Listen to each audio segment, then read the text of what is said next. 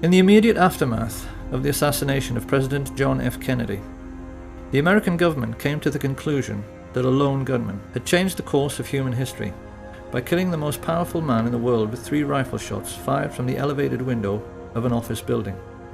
And for half a century, they have stuck rigidly to this fabrication, while critics, scientists, playwrights and poets have produced books and essays and films to prove beyond any shadow of a doubt that this version of our Western history is a physical impossibility. Over and over again, we have been told that this man did it, by himself. He didn't have any help, and he did it because he was a lonely madman and a communist to boot. We are also meant to believe that there is nothing remotely suspicious in his being shot on live television in a basement full of police officers before he had a chance to tell his side of the story. So there is quite clearly no need to investigate further. Of course, every thinking person knows this is absolute nonsense. And being nonsensical, it naturally leads thinking people to ask some very important questions, like, why did the American government come up with such a lame and improbable scenario to account for what had happened? And then why did they stick with it so dogmatically for so many years afterwards? Exactly what and who are they protecting? And how can it be that even such venerable institutions as the BBC have played along with this charade in the intervening decades? We now know that there were actually 8 riflemen firing at the president on that day. We know where they were located in Dealey Plaza, and we know their names. However, those with sharp eyes will already be asking themselves why we were only showing the location of 6 assassins in this schematic. We're doing this because any casual onlooker who happened to be in Dealey Plaza at 12:29 on November 22nd, 1963, might well have caught sight of these 6. Many people did. Witnesses like Arnold Rowland, Richard Randolph Carr, Lee Bowers, Amos Ewens, Mary Mormon, they all gave precise descriptions of men they observed in the windows of the book depository and on the famous grassy knoll. But none of them observed 2 of the riflemen who shot at the president. No one did. And the reason why no one did is itself the key to the mystery. A mystery which begins with a very simple question. Supposing you wanted to shoot at a man on a barren, empty street without anybody seeing you, where could you possibly hide? However, the riflemen who took part in the assassination were not as important to an understanding of what the Kennedy assassination was really all about as were a group of 20 men who had gathered together the night before at the home of Dallas oil millionaire Clint Murchison. These men were a much more important part of the story than the assassins themselves, because they hired the 8 snipers and paid them. We even know how much they paid them. So who were these men? What brought them together to orchestrate such a foul and despicable deed? Why did they, and more importantly those who came after them, cover up the crime with such ruthless brutality for so long afterwards? And how can it be that these men and what they stood for has left an indelible legacy which still influences our daily lives right up to the present day? To answer these questions, we must inevitably step back into history, and most people will not like this very much, because most people have very little interest in history. This, however, is going to be a history lesson, quite unlike anything that anyone has ever heard. It certainly will be nothing like what we are taught in school, and yet it begins with a name which most people have heard, but probably won't be able to place. The name of E.H. Harriman. Who was E.H. Harriman? Dynamite's ready, Butch. Mr. E.H. Harriman himself, he had the confidence of... Open the door or that's it! You think E.H. Harriman would get himself killed for you? Woodcock? I worked for Mr. E.H. Harriman on the Union Pacific Railroad, and he entrusted me. I'm sure Americans in particular will be amused to learn that Edward Henry Harriman was actually a real historical figure. This man was one of America's first industrial giants, and like the Rockefellers in oil and the Carnegies in steel, he got his start by borrowing money from the Rothschilds, of whom we'll hear more later, to create a monopoly for his own business, which was railroads. He was the 19th century railroad king.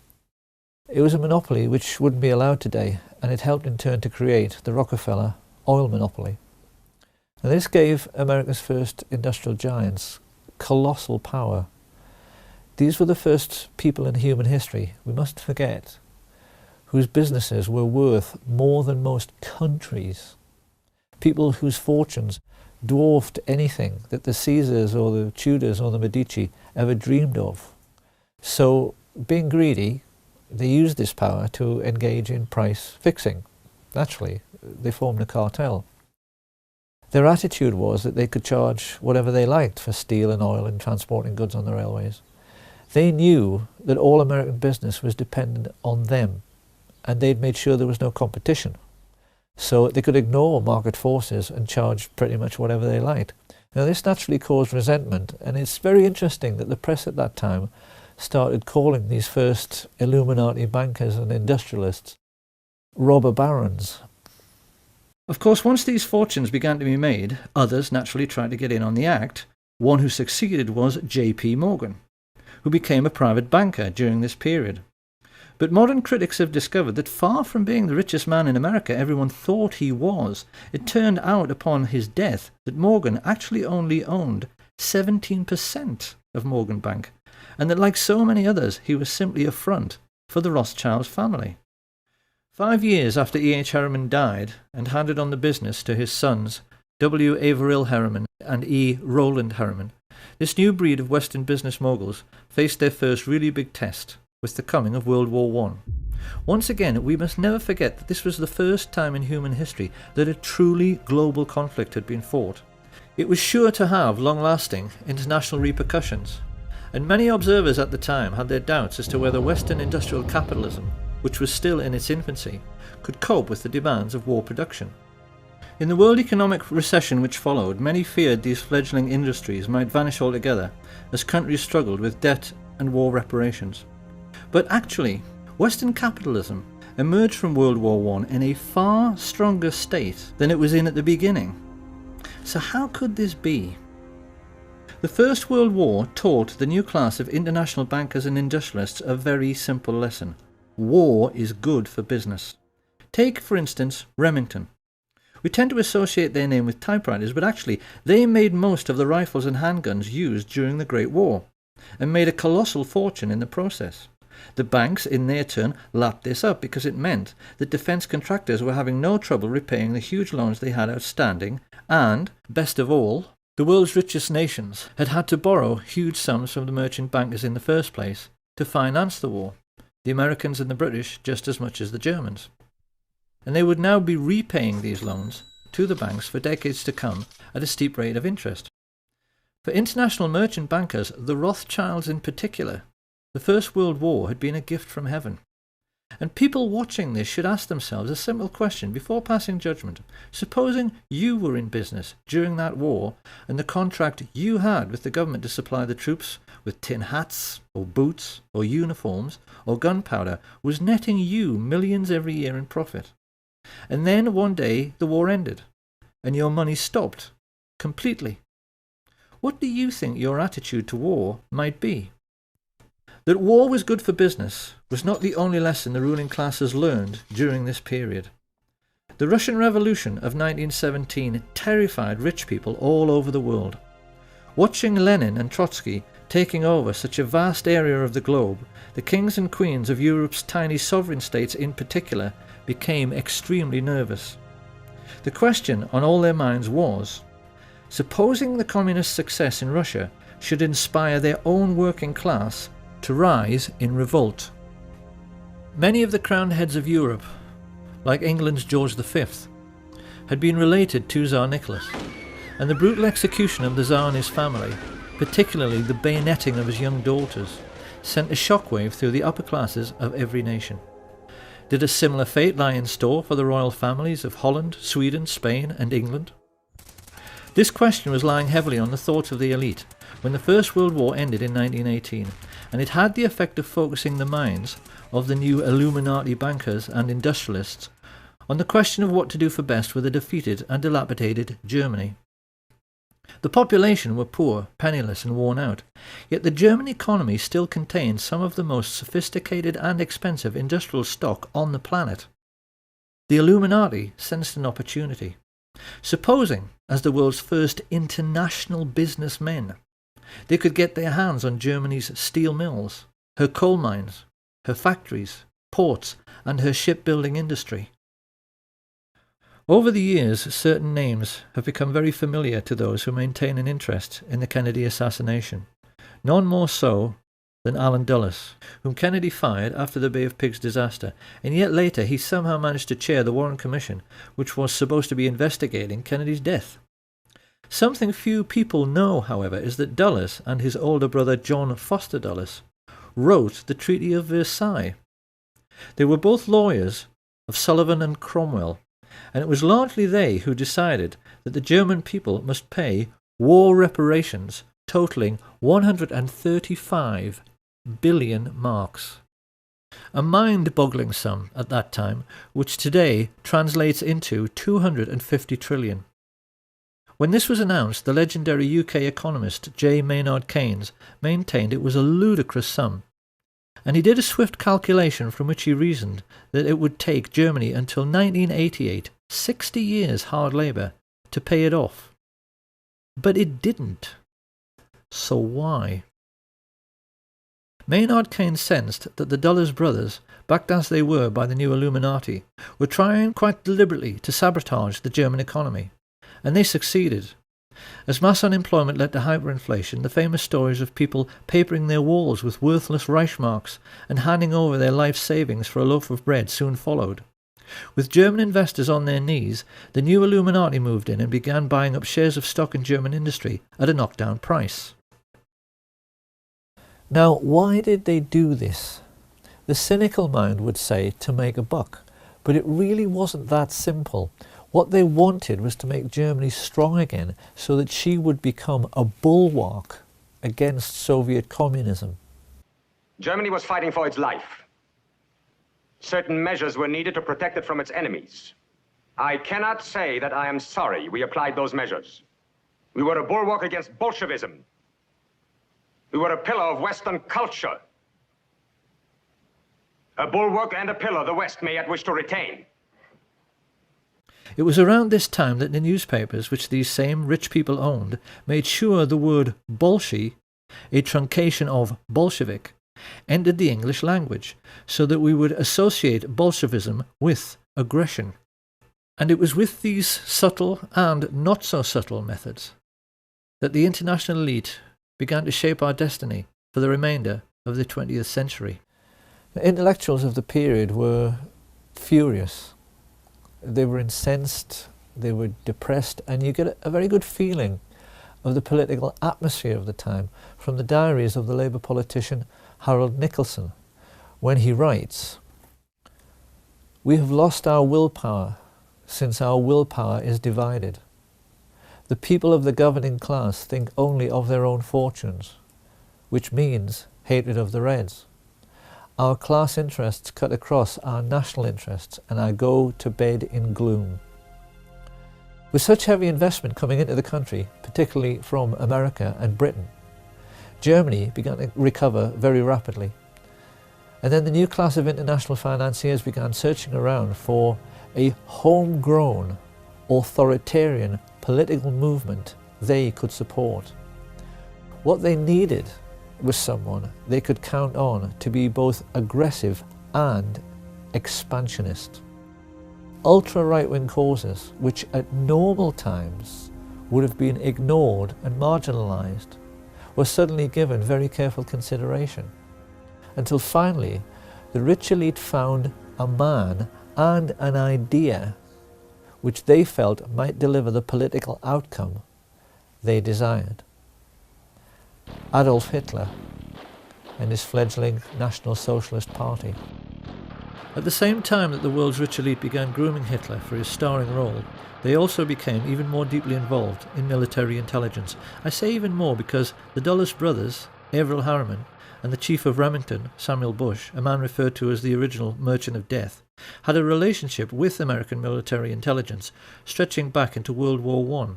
The lesson here being that the American variant of military intelligence started out with businessmen protecting their investments, just as if they were a mafia. Right from the very beginning, it had nothing to do with national security and everything to do with money. In Hitler, the Illuminati had found a ready-made stooge who could be the face of this autocratic new movement. And when the time came to put together a new secret intelligence service which was going to help protect all the money they had tied up in the German economy, these men also found one was readily available: the Order of the Skull and Bones at Yale University. Discussion of secret societies is something of a minefield because it so easily invites ridicule.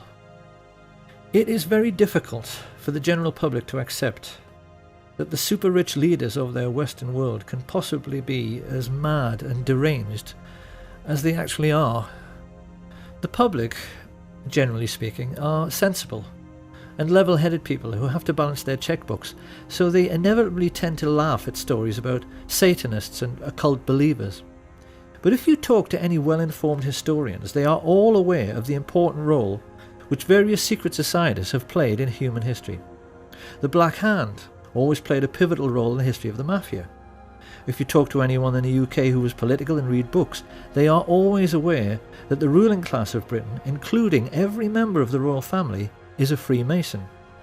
And the emblem of the death's head was sported on the caps of the high-ranking Nazi officers from the very beginning.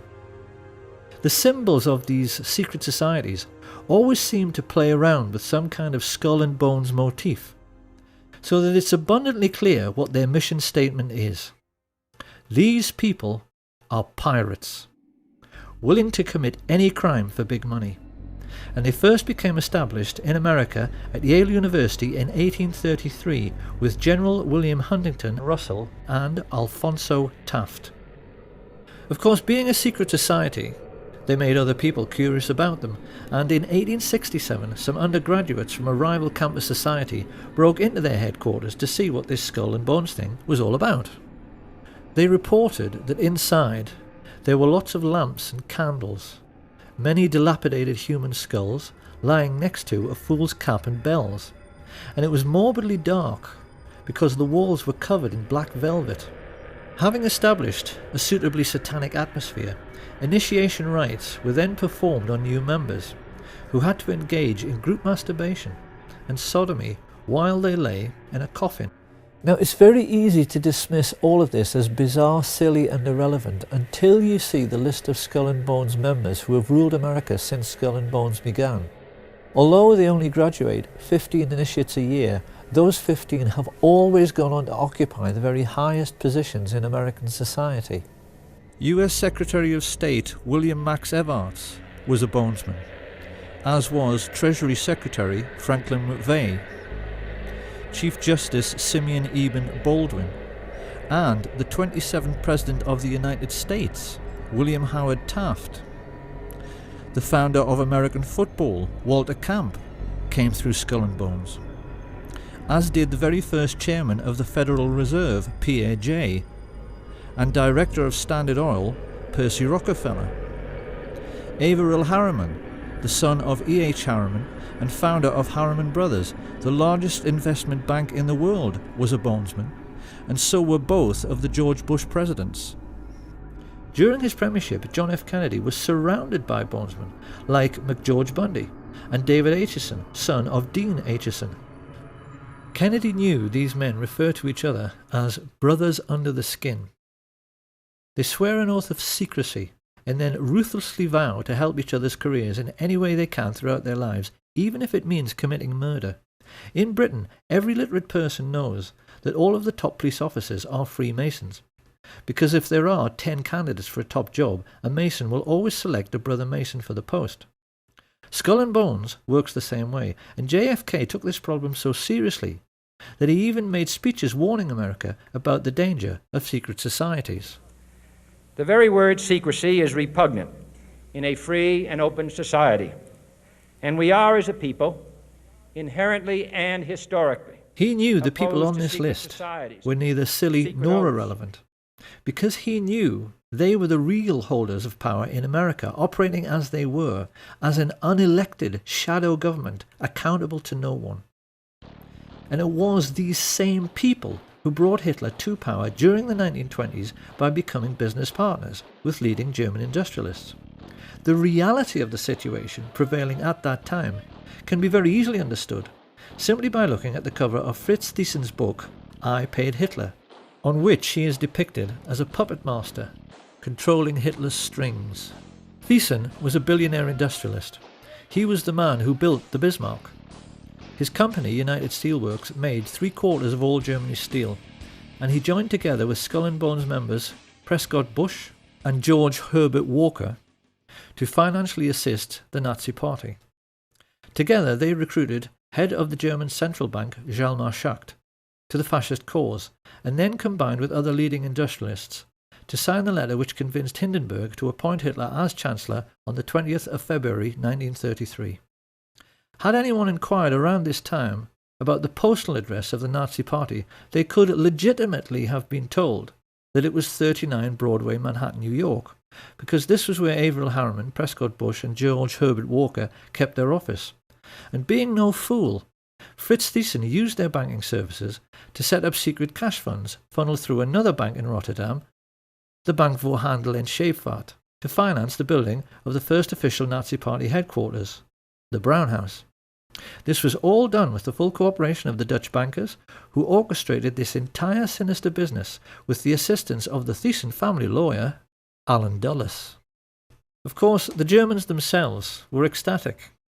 We've all seen the newsreels from that time in which they are stomping around in their jackboots, acting like a master race, because they had swallowed the propaganda that they were being led to glory by a Superman who had rebuilt the economy and Germany's infrastructure all by himself. This was a lie. Hitler didn't have any money. You can only build autobahns with one thing: capital investment, and that investment came mainly from America. The Nazis were also given a lot of help from the City of London, help which came mainly in the shape of Sir Montague Collett Norman, Governor of the Bank of England. Norman was connected to Bush and Walker through the merger of Harriman's with the Brown brothers, who traded in London as Brown Shipley, hence Brown Brothers Harriman. The people behind this multinational investment bank had a long-standing racial tradition. Few British people at the time were aware that they only enjoyed relatively cheap clothing, because it was all made from slave cotton brought from America on the Brown Brothers ships and sold to British mill owners. Montague Norman was heir to this colossal Brown Brothers fortune. As the de facto head of world banking, he made no secret of his only being interested in the richest 1% of people.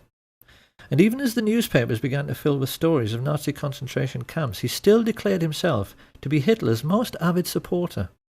"We must lend Nazi Germany 90 million marks," he declared. "It may never be repaid, but it will be less of a loss than the fall of Nazism." One might have thought Sir Montague's close personal friends, the royal family, would have been outraged by his comments. Nothing could be further from the truth. It is part of the remit of this film to try and make people aware of the tricks the rich play in order to control how we think. George Orwell once said that the ruling class in every age have tried to impose a false view of the world upon their followers. And there's no better example than the way in which the British have been duped into believing that their royal family are called Windsor and descend from English kings like Henry VIII. The British royal family are, actually, German, and their real name is Saxe-Coburg-Gotha. They only changed it to Windsor after Windsor Castle in 1917 to hide the fact that they were German during the First World War. Prince Harry, in honour of his German roots, has been known to dress as a Nazi on several occasions. Dozens of critics have pointed out that the Duke of Edinburgh's brother was the head of the Nazi SS. And King Edward VIII, before he abdicated to marry the American divorcee Wallis Simpson, visited Hitler to make it abundantly clear to the whole world that he too was a Nazi. He even signed his name Herzog von Windsor. Thinking people during this period realised that this whole thing with kissing up to the Führer somehow transcended national boundaries. The rich people from the most diverse countries had bonded together because they all shared a common goal. The kings and the queens and the international bankers and industrialists wanted to make certain communism could never succeed. They were determined they weren't going to finish up like the Russian royal family.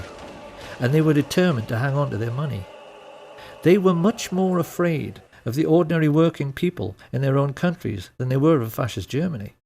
And this prevailing sentiment amongst the world's ruling class led America's elite to attempt a fascist coup d'etat in 1934. I hope it will be plain to people by now that Hitler's economic miracle is the greatest myth in human history.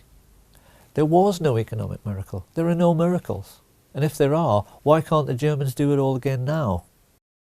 If you want to construct a network of new roads and new steelworks and new factories, you need one thing: money. You need investment. And the investment didn't come from Hitler. It came from Brown Brothers Harriman and their business associate, Fritz Thyssen.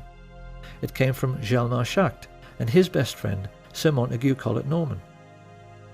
It came from men like Axel Wenner-Gren, the Swedish multimillionaire arms manufacturer, and Charles Beddoes, the French business mogul. These people were all in the same bed with their Nazi friends, the Duke and Duchess of Windsor, the Dulles brothers, Prescott Sheldon Bush, and George Herbert Walker, with whom they'd created the Union Bank for laundering Nazi money. And with stage one of their plan for world domination complete, they now turned to the second phase, which was meant to be the overthrow of American democracy and the imposition of fascist government upon the United States. In order to pull this off, these Nazis raised money from America's richest families, many of whom, in this new consumerist society, had become household names. The Colgate family, the Birdseye family, the DuPont family, the Rockefeller family. These people handed over millions to the American financiers of Hitler so they could hire, train and supply a private army which would attempt to overthrow the democratically elected government of Franklin Delano Roosevelt and impose fascist dictatorship in America. Of course, it's natural to wonder, considering they had such advantages, how on earth they failed to pull it off. The simple answer is that they chose the wrong man, because their choice to lead this Nazi insurrection was Major General Smedley Darlington Butler, the most decorated soldier of the period and in all of American history, perhaps the most unsung hero of all. Because Smedley Butler was the most genuine Democrat and lover of liberty the world has ever seen. I appeared before the Congressional Committee, the highest representation of the American people, under subpoena to tell what I knew of activities which I believe might lead to an attempt to set up a fascist dictatorship. The plan as outlined to me was to form an organization of veterans, to use as a bluff, or as a club at least, to intimidate the government and break down our democratic institutions. The upshot of the whole thing was that I was supposed to lead an organization of 500,000 men, which would be able to take over the functions of government. My main interest in all this is to preserve our democratic institutions. I want to retain the right to vote, the right to speak freely, and the right to write. If we maintain these basic principles, our democracy is safe. No dictatorship can exist with suffrage, freedom of speech, and press. Smedley Butler tricked the plotters into thinking he was interested for just long enough until he was sure who all the major players were, and then he told the president. This put FDR in a quite impossible position. America at that time was just coming out of the Great Depression. The last thing he wanted was to cause another economic downturn, and he feared that if he scooped up all the leading bankers and captains of industry in the United States and threw them all in jail, the country just might fall apart. So what could he do? To Smedley Butler's utter incredulity, he chose, in the end, to do nothing. In spite of the fact that these men had committed treason and should have been hanged, their power was such that they were not even charged, let alone tried. And so great was their influence, they were able to keep America out of the war until December the 7th, 1941.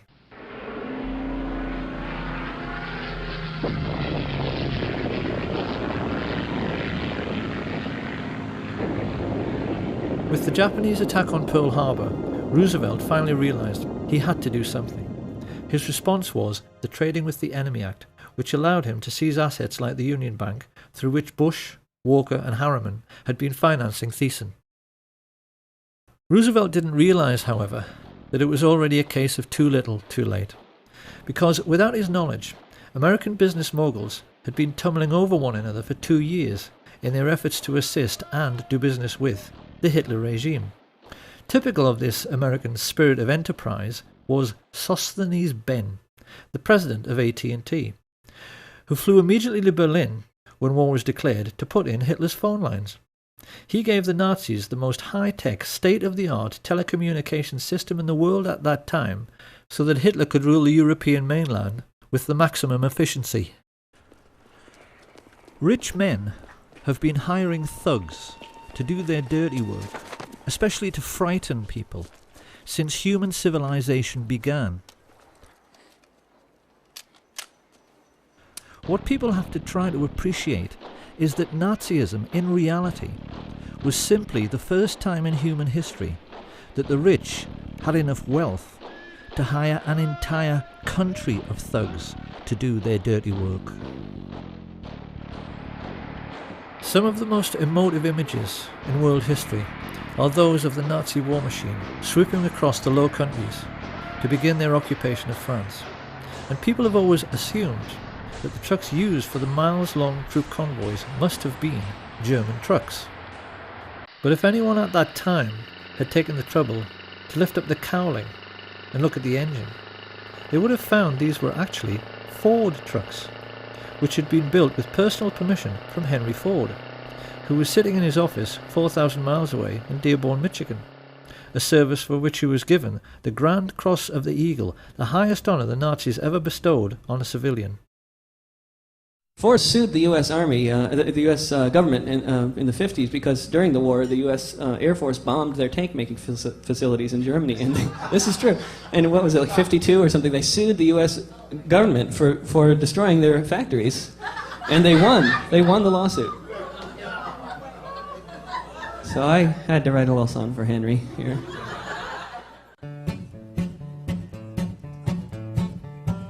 Ford built tanks for the Nazis, and the Nazis used those tanks to gun down lots of soldiers in the U.S. Army ranks. Yes, Henry Ford was a fascist, and a nasty one was he. He built tanks for anyone for the proper fee. Hitler so admired Henry Ford, he kept a life-size portrait of him on the wall next to his desk, and even his legendary Panzer tanks were tainted by these sorts of practices, because they were made by I.G. Farben, who had entered into a cartel with the Rockefellers' Standard Oil. The government in Washington knew all about this, and largely did nothing. Licensing arrangements for trading with the enemy in wartime were issued without any fuss, even to the extent that after the occupation of France, the Chase and Morgan banks in Paris simply carried on doing business as usual. The incredible truth, which the rich elite have managed to hide from the world for 70 years through their control over school books and our education system, is that the Nazi war machine was actually an American business. And for the Rockefellers, DuPonts, Harrimans, Walkers and Bushes in particular, it was a highly lucrative business. For their part, Coca-Cola's contribution to the war effort was to sell billions of soft drinks to the thirsty Nazis, while they were strafing and bombing Allied soldiers, particularly in very hot regions. In the desert, where refrigerators tend to be scarce, there were even stories of Messerschmitt pilots wrapping wet towels around bottles of Coke, tying them to their aircraft, then flying up to altitude, where the cold and the wind chill turned the wet towel into a solid block of ice. They would then dive down, crack open the towel, and enjoy an ice-cold Coke in the desert.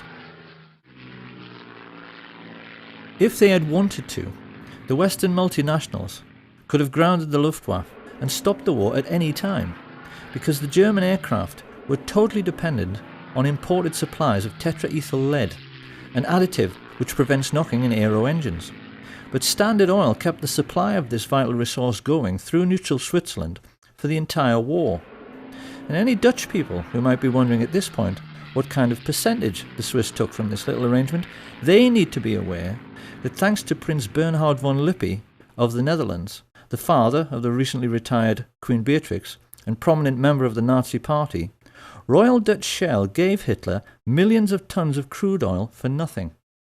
The Dutch royal family actually fueled the invasion force which annexed Holland and were instrumental in helping the Nazis to rape their own country. But most shocking of all is the truth of what really happened in the little Polish town of Oświęcim. This sleepy little hamlet just happened to be in an extremely mineral-rich region, particularly for coal, which Western industrialists had wanted to get their hands on for years. With the coming of the Hitler regime and the invasion of Poland, the fascist financiers had the bright idea of turning this conquered region into an investor's paradise by building a Nazi concentration camp near the town and utilising the slave labour available to drastically reduce their own production costs. Few people are aware of the gigantic scale of the Nazi concentration camp network, and are blissfully unaware that the real purpose behind their construction was to make a profit for the rich, which is why they stole all the gold watches, gold wedding rings and gold teeth fillings and melted them down into gold ingots. To this day, there are bars of gold lying in the vaults of the Bank of England, which have the Nazi swastika stamped on them. Gold stolen from Jewish corpses. It shouldn't come as any great surprise that George Herbert Walker's family were slave owners on the cotton plantations of 1930s America. Walker was used to organising slave labour. So while his business associate, Averell Harriman, was paying for Hitler's 500,000 SS troops and supplying them all with brand new Thompson submachine guns, because he did, Walker took over the management of this new Polish concentration camp. And when his Nazi friends started complaining that they couldn't pronounce the name Oświęcim any better than I can, they all got together and decided they had better Germanize the name into something which sat more comfortably on Nazi tongues. It was in this way that the world first heard of Auschwitz. Because the truth about Auschwitz and the entire Nazi war machine is that they were essentially no different to McDonald's. They were American business enterprises abroad, businesses which the richest European families invested in, and businesses which, because of slave labour, made obscene profits, which Prescott Sheldon Bush took and placed in a blind trust, which later financed a Bush political dynasty which produced two presidents of the United States, his son, George Herbert Walker Bush, and his grandson, George Walker Bush. This picture of the railway leading into Auschwitz has, since World War II, become the iconic image of the Holocaust. To us it now represents something like the gate to hell. But how differently, one wonders, would we have looked at this image all of our lives if we had always known that this railway line was an American railway line laid by the Harriman brothers on behalf of Uncle Sam. The Standard Oil IG Farben cartel even made the Zyklon B gas for the Jewish Holocaust. Now, anyone who at this point is thinking that all this simply cannot be true, because if it was, someone would have sued, well, someone did. This information came into the public domain because of a Dutch intelligence agent who was so disgusted when he found all of this out, he leaked it to the press, as a result of which two very senior Jewish gentlemen, Kurt Julius Goldstein and Peter Gingold, filed suit against the American government. Of course, the more discriminating among us will now be asking how it can be that this story went completely unreported in the mainstream media. One might just as well ask why the Times in London was writing favourable stories about the Nazi concentration camps throughout the 1930s, and why Lord Rothermere was still referring to Hitler as a great gentleman as late as 1940. You really would think by now that people would have realised that it isn't so much the bias in the media which really matters, it's the things they know about, but never tell you, that really matter. Because the truth is that the press knew exactly what was going on in the concentration camps all through the war. They never said a word about it, because they knew who was making money from the slave labour. Now, it's very easy to imagine what the response of a conservative politician, American or British, would be to all of this. If all of this is true, he's bound to ask why nobody said a word about American industrialists building Hitler's war machine at the Nuremberg trials. How come it never got mentioned? Where's the responsibility of the Vatican, who signed in 1933 the Concordat with Hitler, giving him his first tremendous prestige. Are we now to find the Vatican guilty? Where's the responsibility of the world leader Winston Churchill, who said in an open letter to the London Times in 1938, 1938, Your Honor, were England to suffer national disaster, I should pray to God to send a man of the strength of mind and will of an Adolf Hitler. Are we now to find Winston Churchill guilty? Where's the responsibility of those American industrialists who helped Hitler to rebuild his armaments and profited by that rebuilding? Are we now to find the American industrialists guilty? No, Your Honor, no. Germany alone is not guilty. The whole world is as responsible for Hitler as Germany. It is an easy thing to condemn one man in the dark.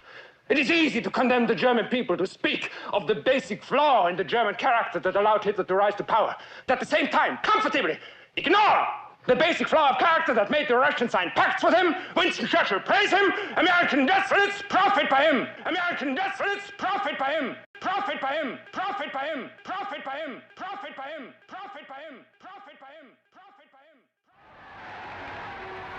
him. In school, we are taught that the Allies defeated Nazi Germany in World War II. This is not true. The Nazis won the war. Because the real Nazis, the rich, played on both sides. That's what a rich businessman does. He arranges things so that he is well thought of by both sides, so then whoever wins, he wins, and his money is safe. Now, a lot of people will still think it is simply ludicrous to suggest the Second World War was a phony war. They are bound to say that no one who was there at the time thought it was a phony war. Really? A new baby, 200 gross of buckles, unlimited petrol, and all the whiskey you want. You're sitting pretty, aren't you, Holden? Yes, it is a lovely war. Well, wouldn't you if you were in my place? Wouldn't everybody? Doesn't everybody? The war's a blasted phony anyway. I'm a bit tired of that. Tired of what? This phony war business. Well, isn't it? No, it's not. I've just come out of hospital after 10 days in an open boat off the Faroes, and I'm sick and tired of blokes like you with soft jobs ashore. Come outside. Now, don't be silly. I've lost 2 fingers off that hand, but I'm going to take you outside and knock your block off with my right. Ah, take it easy. There's no need for that. I'm sorry, I apologize. I'll come outside if you insist. That won't do any good. It's not his fault. It's the fault of all of us. You make me sick. All of you. It may be a phony war to you, but it's not to all the boys at sea. It never has been.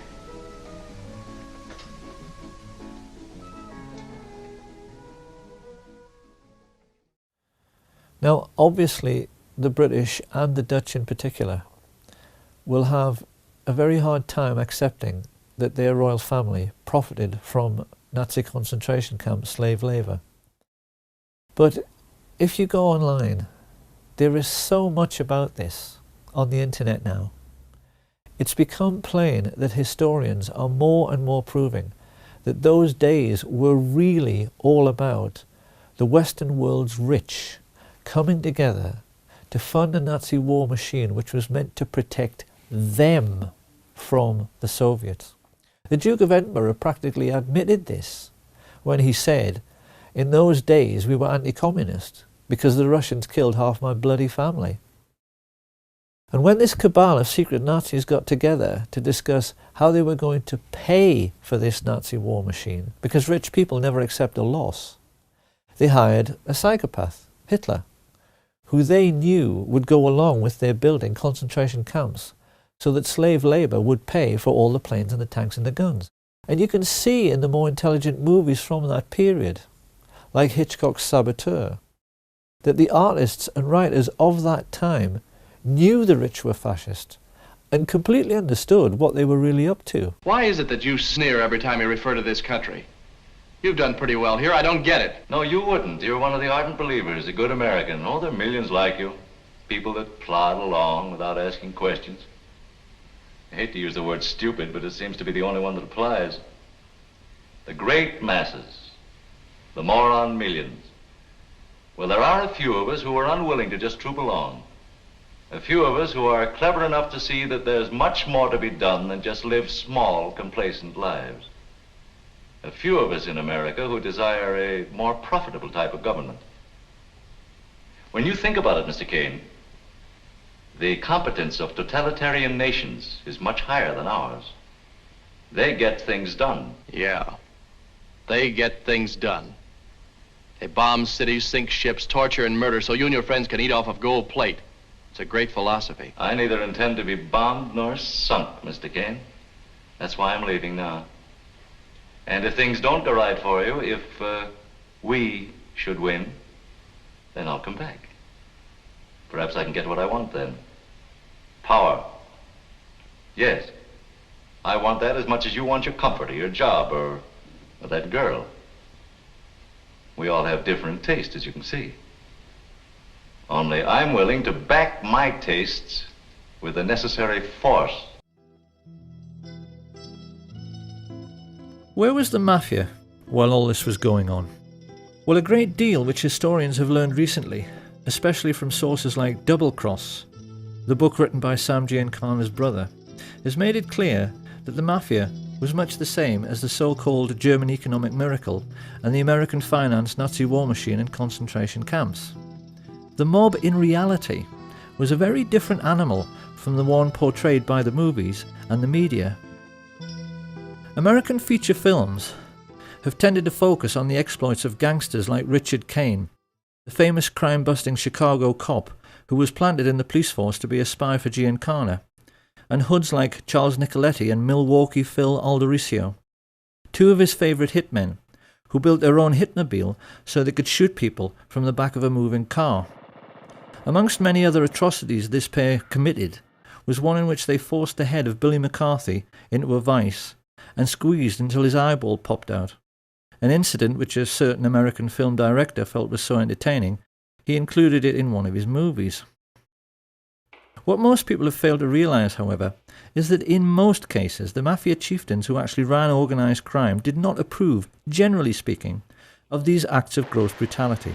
Not that they gave a damn about morals, but the cleverest amongst them, like Paul the waiter Rika, realised that sensationalised events like the St. Valentine's Day massacre produced public outrage and a crackdown on their illegal activities.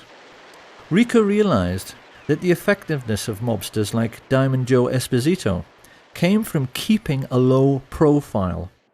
And it was the mafia bosses who learned this lesson best, Santos Trafficante and Sam Giancana in particular, who in later years became the most successful. Even today, few Americans appreciate the extent to which their country was being controlled by organised crime in the 1930s. The mob were in total control of Hollywood, because all the union labour needed to make films, carpenters, set construction, catering, they were all under the control of the mob. In particular, the control of the Teamsters Union, the drivers and haulage people who made essential deliveries to absolutely everyone, meant that virtually all American business was caught in the web of mafia racketeering. Studio bosses like Harry Cohn, Louis B. Mayer, and the Warner Brothers knew they had to play along to get anything done at all. The big studio heads, like all rich businessmen, found they were forced to become friends with mafia dons. And the individual who exploited this situation most effectively was a gangster few people have ever heard of, Murray the Camel Humphreys. Generally speaking, the ethnically Italian gangsters of this period were coarse, brutal, and most importantly, ignorant men. They had no education. They couldn't hold an intelligent conversation because they'd spent no time in school. Don Corleone, I am honored and grateful that you have invited me to your daughter's wedding.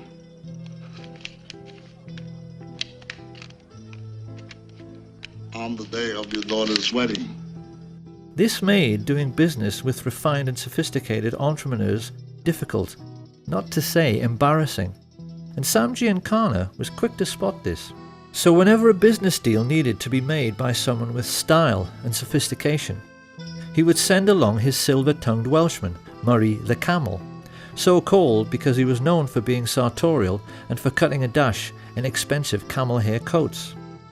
Humphreys became a crucial figure during the pre-war period because his contact with the luminaries of Hollywood meant he received invitations from senior politicians who wanted to rub shoulders with stars like Clark Gable, George Raft, Cary Grant, Gary Cooper, Marilyn Monroe and Frank Sinatra, all of whom were mafia-controlled and used by the mob as bagmen, moving colossal sums of money around the country, because Giancana cynically realized the authorities were too starstruck to ever check their luggage. He even used a priest for the same purpose, who he referred to as Father Cash. And just as the priest was happy to take his percentage, so the politicians, who Giancana always maintained were the easiest to corrupt, were happy to do the same. In Esposito's time, he had boasted of buying votes for Calvin Coolidge. By the time of World War II, Sam Giancana was boasting to his younger brother, "We own the White House." He was adamant that every state governor, congressman and senior judge in the country was on the take, and the mob's most spectacular success, as they sought control over all the big players, was their corrupting of FBI Director J. Edgar Hoover. It's become fairly widely known in recent years that Hoover was a transvestite homosexual. What is less well known is the elaborate scheme he dreamed up for accepting mafia bribes. What he used to do was to go to the $2 window at the racetrack, where he was photographed many times by the press to give himself a clean, upstanding image. What the pressmen didn't know was that he always took along a crooked emissary who placed huge bets, which ran into the thousands, at another window on races which were fixed by the mob boss Frank Costello. By keeping Hoover supplied with millions in winnings and holding on to compromising photographs of the FBI chief having sex with his lover, Clyde Tolson, which several CIA agents claim they've seen, the mafia had American law enforcement entirely under their control. So the question then is, what do you do with that kind of power? The answer is that when you're the American mafia, you routinely wipe out what they call do-gooders. This is how organized crime has influenced American society for nearly a century. If a decent man becomes a rising star in politics and looks as if he might try to make a better life for ordinary people, they simply kill him as a matter of routine. And in the book they wrote together, Chuck and Sam Giancana Jr. are at pains to point out that a classic early case of this practice was the assassination of Anton Shermack. Shermack was a Democratic politician who had tried to crack down on Al Capone's bootlegging operations. Many felt he would go on to become a great president himself, until he was shot while on stage with FDR by Giuseppe Zangara. After the murder, Zangara claimed it was a political act, and he ought to be entitled to clemency because he simply hated all rich people. But this was actually what he'd simply been told to say by the mob, who were using him as a fall guy. When he went to the electric chair, Sam Giancana turned to his brother and expressed his pleasure at how nice and neat the whole affair had been.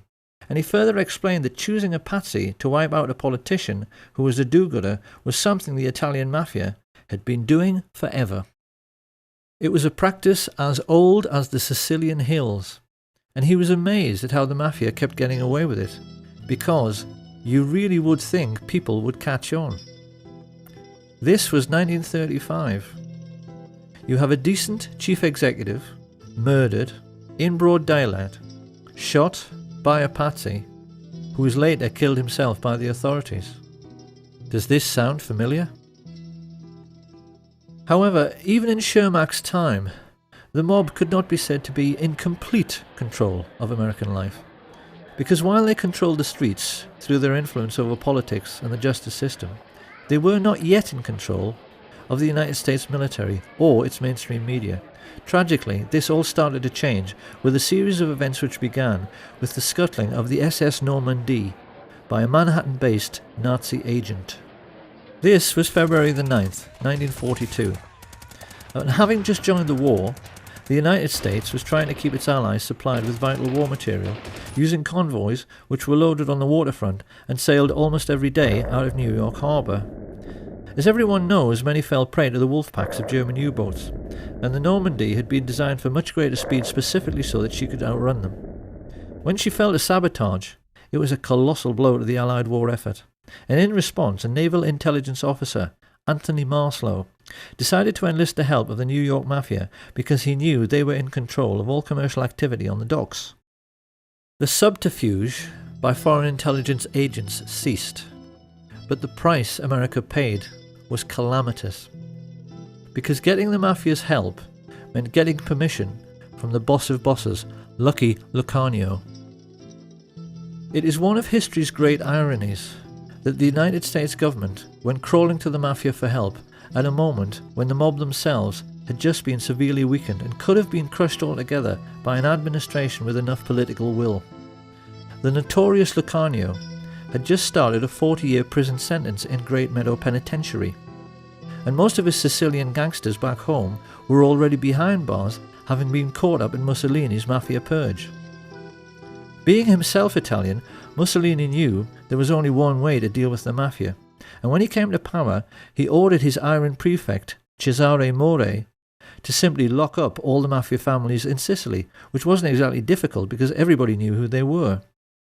Of course, after the Allied invasion of Sicily, Marslow then compounded his error by choosing Sicilian Americans like New York Mayor Charles Paletti and OSS officer Joseph Russo, whose father was born in Corleone, to head AMGOT, the Allied military government, whose job it was to restore community cohesion on the island. And of course, their way of doing this was not only to let all the mafiosi out of jail, they even made known mob bosses like Genco Russo and Don Calogero Vizzini into the heads of local government and gave them full civilian and military power over the island. So this was the accident of history through which the Mafia began its relationship with American military intelligence. It was a catastrophe for Italy, which has been ruled over by organised crime ever since. It was a catastrophe for Sicily, which suffered a brutal murder every 3 days in the post-war period, and it was a catastrophe for America, which saw many once vibrant communities, particularly in New Jersey, have the heart ripped out of them by Mafia extortion and drug dealing.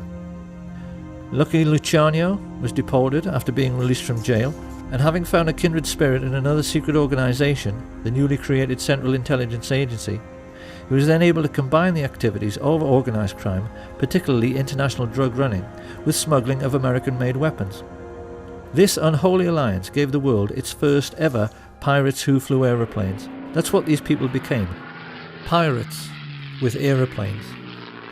The CIA became the world's primary import-export of narcotics and used the colossal profits to fuel wars around the world, thereby enabling their friends in the military-industrial complex to sell yet more weapons.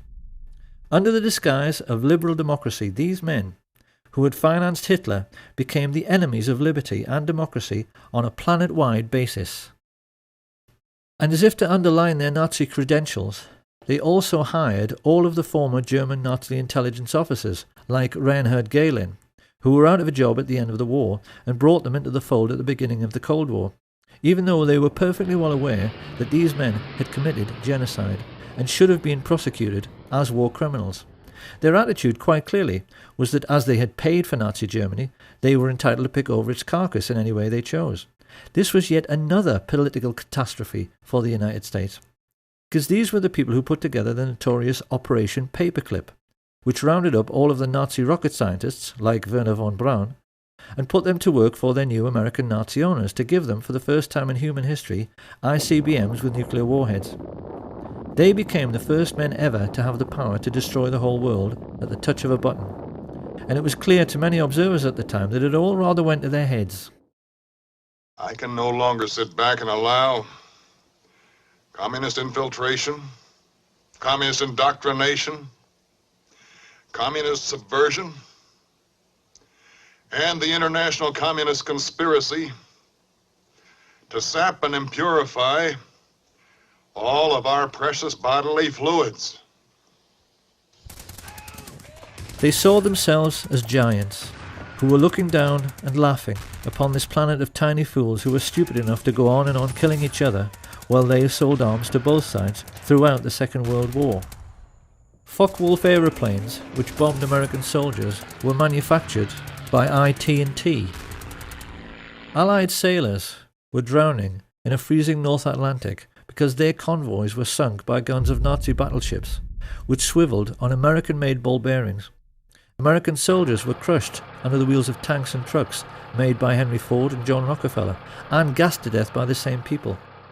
Sam Giancana took the trouble to explain how this cynical process worked by composing just one terse, simple sentence, which his brother wrote down for posterity. "People give their lives," he said, "just so a few fat cats can make a killing." And this was precisely what Smedley Butler had tried to explain to the world with his book, War is Just a Racket.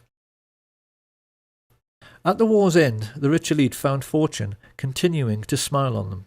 Firstly, they were able to control the utter farce of the Nuremberg trials, which should have hanged every single American merchant banker and leading industrialist. As it was, their contribution to World War II remained hidden from public scrutiny, and they were even allowed to gerrymander light sentences for their German Nazi friends, like Hjalmar Schacht, who got off with just a few years and later retired as a billionaire. But best of all was that the one man who might have been a check to their power passed away as soon as the war was over. And with President Roosevelt gone, and their first Nazi glove puppet Hitler also deceased, it became necessary for Prescott Bush to find another young politician to sponsor. In true American fashion, he decided to advertise. He placed an ad in the LA Times which candidly explained that a group of rich businessmen was seeking a young, ambitious, immoral and most definitely malleable politician who might one day run for president. The ad was deliberately worded in this cynical way because they knew that only an evil, slimy and completely incorrigible little creep would ever dream of applying for the position. That was what they wanted, and that was what they got, in the shape of a certain Richard Nixon. Here being congratulated on his success by his new master, Prescott Bush. And not long after this picture was taken in 1947, Nixon engaged the services of a Jewish gangster who was working for Sam Giancana called Jacob Rubenstein, a man whom the world would one day come to know as Jack Ruby. Having bought themselves a new political puppet, this nefarious band of 20th century robber barons now took stock of their situation. The Hitler Project, as this rich elite called it, could hardly have turned out very much better. Their businesses had made colossal profits. Prescott had got his Union Bank back. The communist menace they so wanted to contain had almost sunk back in the Middle Ages with the ravages of war. And best of all was that they had now achieved the very world domination which Hitler had dreamed about. They knew that in this new age of modern telecommunications and high-speed jet travel, they had become the first group of robber barons in human history to dominate the entire globe, because they realized there was now absolutely no one left who could stop them from doing whatever they wanted to do next. However, they also realized that bombed out and dilapidated Europe would not be able to bear another war for many decades. This was why they now decided that their obscene business profits could only keep coming in if they moved their game of phony war into the Third World. And this was how the CIA came to instigate conflict throughout the Middle East, Southeast Asia and Central America. Chuck Giancana well remembers a conversation which he had with his mafia boss brother Sam during this period, in which he questioned him with genuine anxiety about the communist menace spreading throughout the world.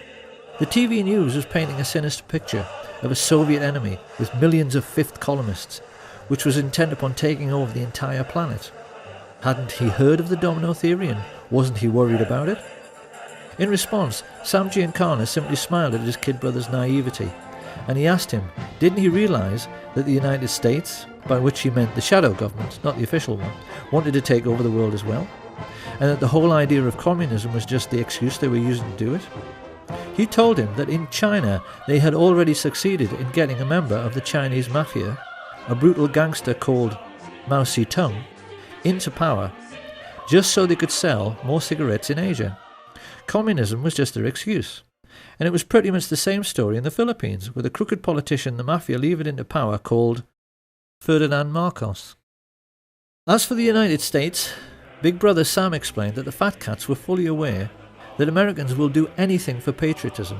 Hence, you must always provide them with an enemy, a boogeyman. They won't overwork themselves just to make huge profits for fat cats, for any other reason. So new enemies had to be found or created. This is what Joe McCarthy's Reds under the bed scare had really been all about. And they used the same excuse in Laos, Chile, Guatemala, El Salvador, Iran, Honduras, Vietnam and Cuba. If a small country refused to go along with American business interests, which basically meant with the rights of Western multinationals to pay slave wages to third world peasant farmers growing commodities like tobacco or sugar or fruit, they simply labelled them as communist, assassinated the democratically elected head of state with teams recruited from their secret societies, the Central Intelligence Agency and the Mafia, and put in a man favourable to their interests, as with the Shah in Iran.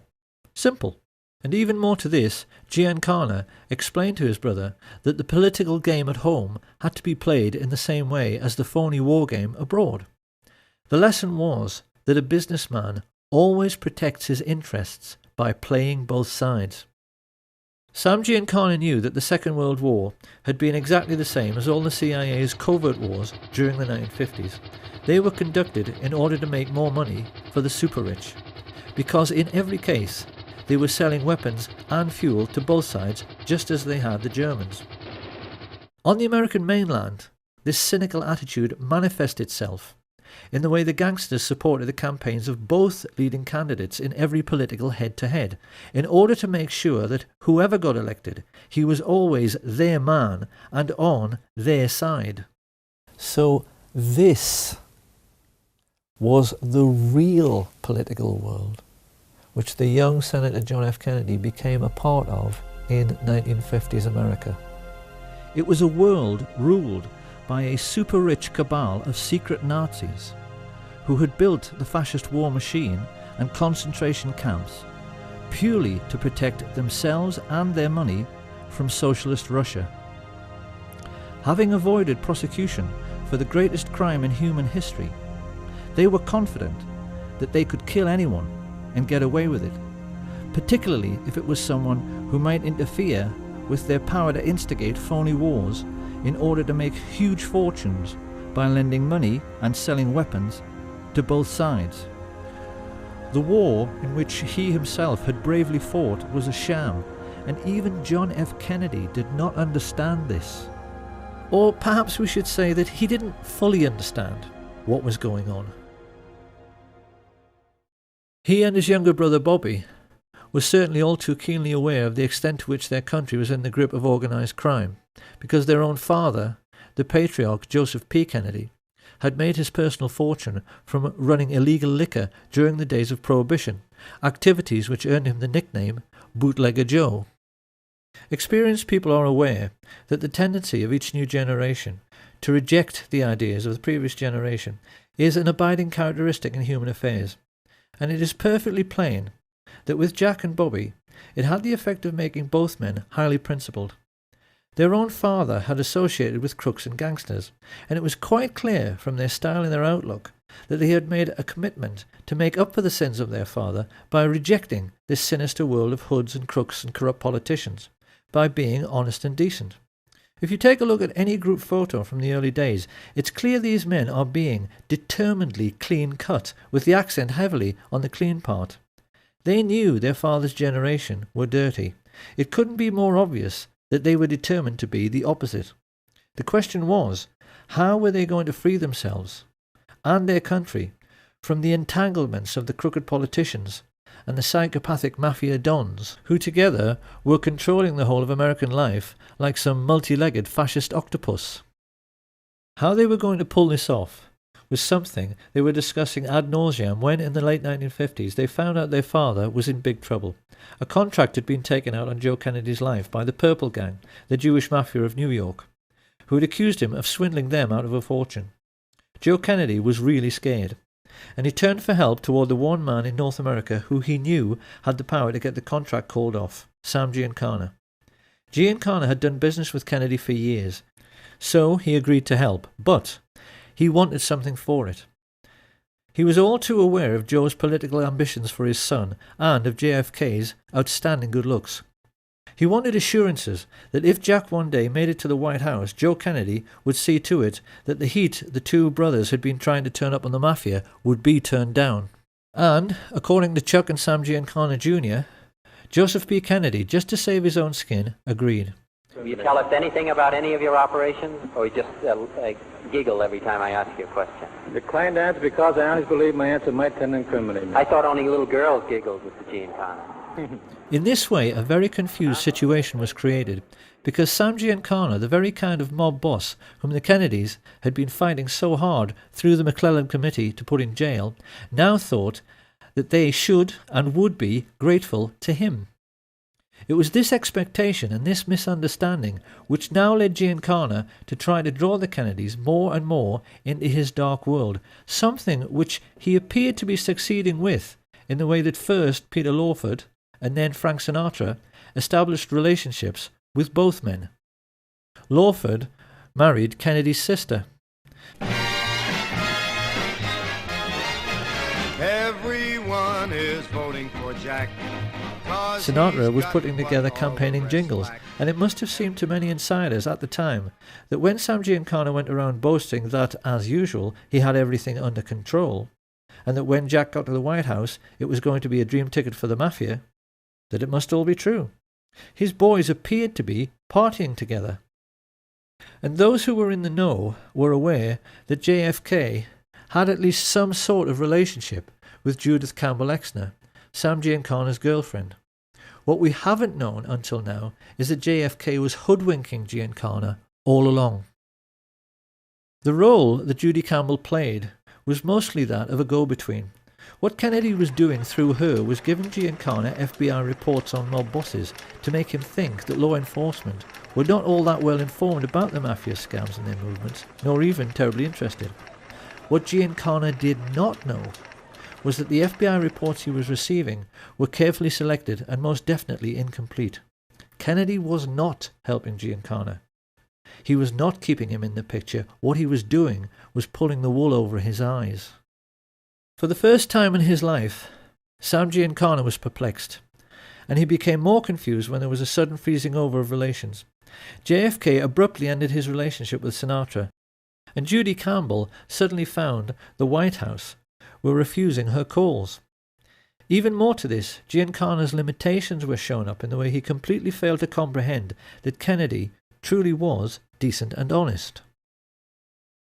He apparently had many conversations with Murray the Camel Humphreys around this time, in which both were reassuring each other that Kennedy's white knight lifestyle was just a political game to make him look good. Quite clearly, this cynical outlook was the product of living in their dark and corrupt world. They had never known an honest and decent man, because in the mafia there's no such thing. There is no record of what was said during the 3 meetings which JFK had with Giancana and his father at the Fontainebleau Hotel just prior to the 1960 general election. But it does now seem that in this most titanic battle of wits between the craftiest criminal in America and the most brilliant politician the world had ever seen, Kennedy had won. He had played the mafia at their own game, and played it better. Why did John F. Kennedy do this? Because he must have known just what a dangerous game he was playing. There certainly appears to be no doubt, now that we ourselves are aware of the all-pervading influence of organised crime in America at that time, that this brave and decent and honest man had realised that he could never get rid of the mafia and their dirty fascist friends in politics, industry and banking without first enlisting their help. He had to trick them. And with this new understanding, we can now see, for the first time, with the correct perspective, the motives, characters, intrigues and diverse political interests which were gathering against President Kennedy when he took the oath of office. Organised crime were fearful of JFK before he ascended to power, because the shrewdest amongst them were getting a sense that he had outfoxed and outmanoeuvred the all-powerful mafia bosses. But the big mistake researchers have made in the past has been to not understand that every American oligarch, the big oil men, the captains of industry, the merchant bankers, the intelligence chiefs, were all crooks and gangsters as well. The biggest crook in the land was the head of law enforcement, J. Edgar Hoover. This is what historians have failed to understand until now. When JFK appointed his 32-year-old kid brother to the post of Attorney General, these people collectively froze. It now fully hit home that JFK really was honest and decent.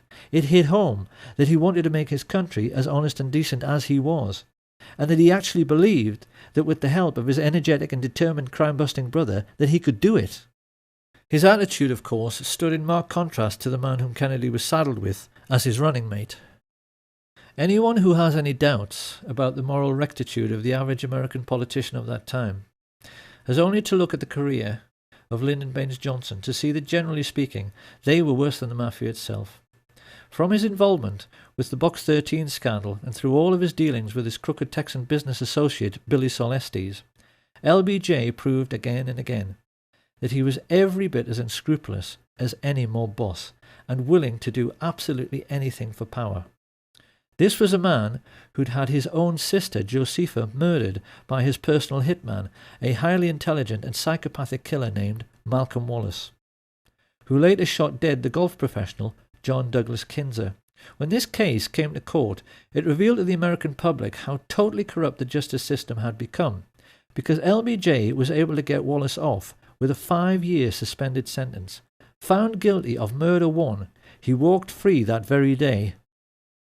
This was the sort of corruption which was running rife through the American political system when Fidel Castro overthrew the right-wing government of Fulgencio Batista in 1959. Few people are aware that by this advanced stage in their relationship, the CIA and the Mafia were together employing the Giancana tactic of supporting both sides in a war.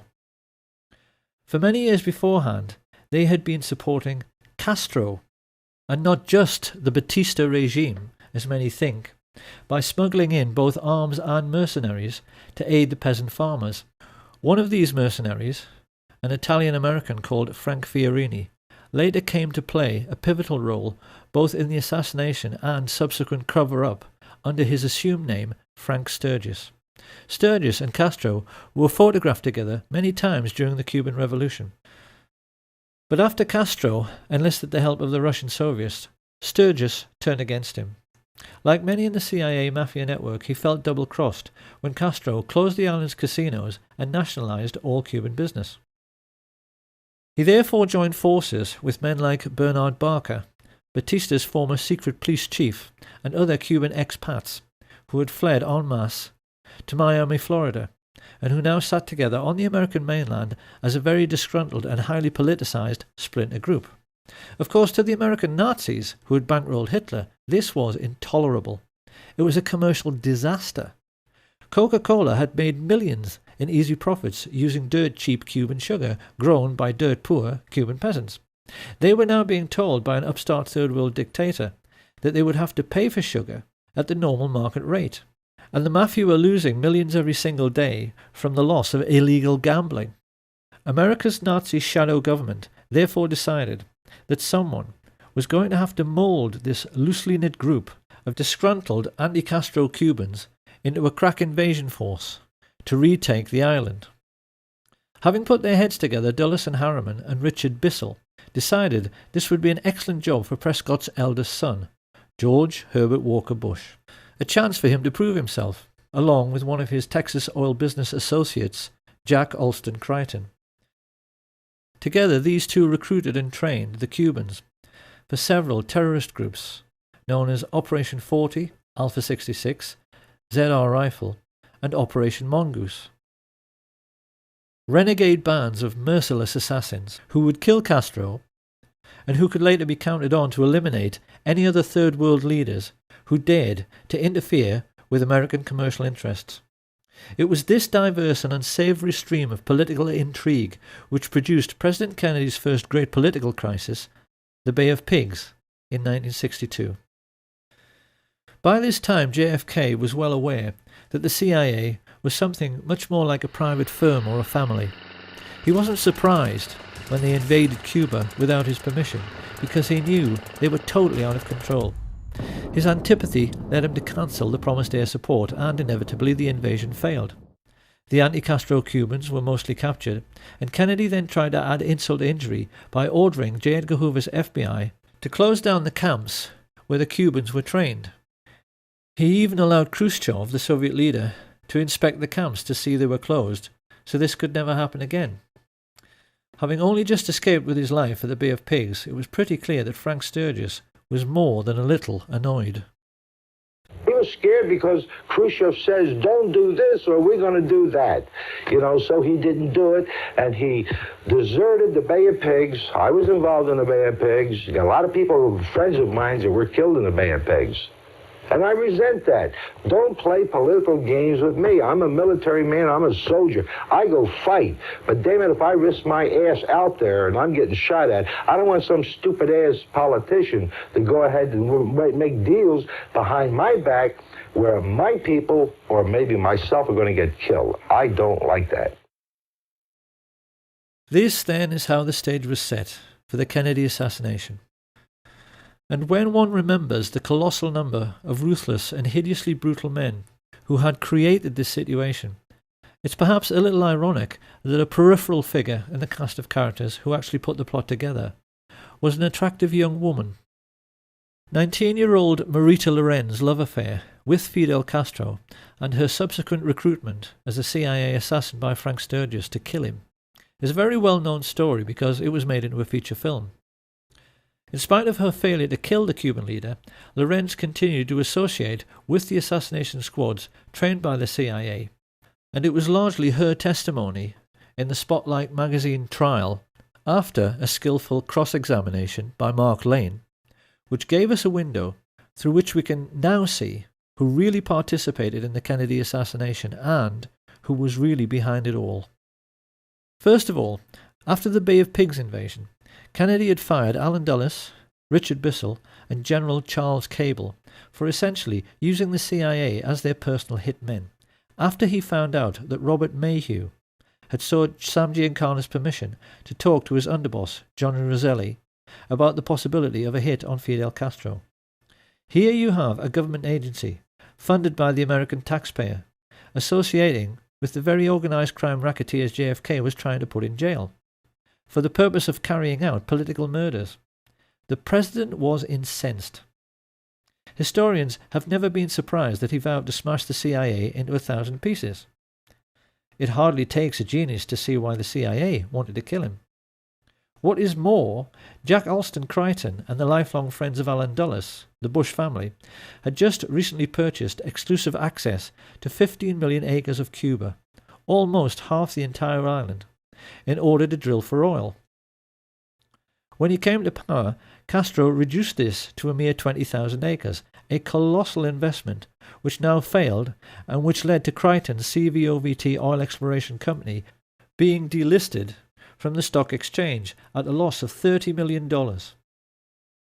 Crichton and George Bush's friends, the Texas oil billionaires, Clint Murchison and Haroldson Lafayette Hunt, also knew that Kennedy wanted to end their most vital tax break, the oil depletion allowance, and their bosom buddy, Vice President Lyndon Johnson, was standing at this time with one foot in jail and the other on a banana skin due to his involvement in the corruption scandal now breaking around his favourite assistant, Bobby Baker. LBJ knew his life was finished if Kennedy lived, and he would become president himself if Kennedy died. So his involvement in the plot is hardly difficult to understand. And even more to this, the heads both of the US military and the military-industrial complex which supplied them, exactly the same Nazis who had supported Hitler in World War II, were fully aware that Kennedy wanted to pull out of Vietnam in a move which would have eventually cost them billions in lost weapons sales.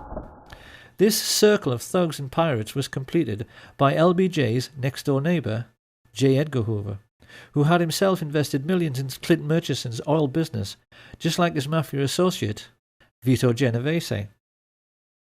Stepping back to look upon this rogues gallery, it really is remarkable how Kennedy had managed to make an enemy out of every single dirty hood, every corrupt politician, and every single Nazi businessman living in the country at that time.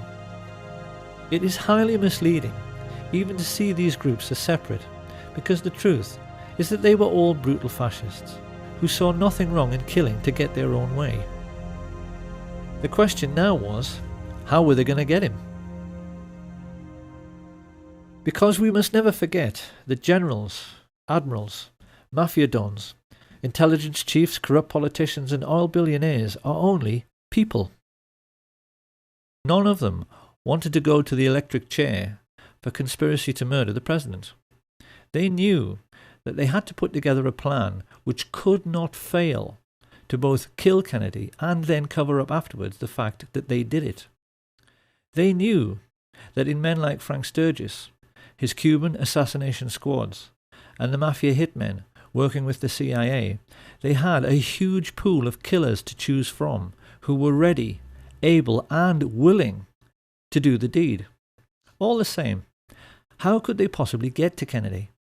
Because they knew that, at least in Washington, all American presidents are extremely well protected by the Secret Service. The most important first step was to engage the age-old mafia tactic of finding a patsy. To this end, they turned to George de Mohrenschildt, a very sophisticated exiled Russian count and CIA agent, who was close friends in the oil business with George Bush and the Texas oil men. They were aware that they needed someone like Giuseppe Zangara, who appeared to be a low-life, discontented misfit. So they chose a low-level CIA operative who had been groomed precisely in order to appear to be a low-life, discontented misfit, Enter Lee Harvey Oswald, who was carefully handled by de Mohrenschildt as he was placed like a chess piece in the Texas schoolbook depository.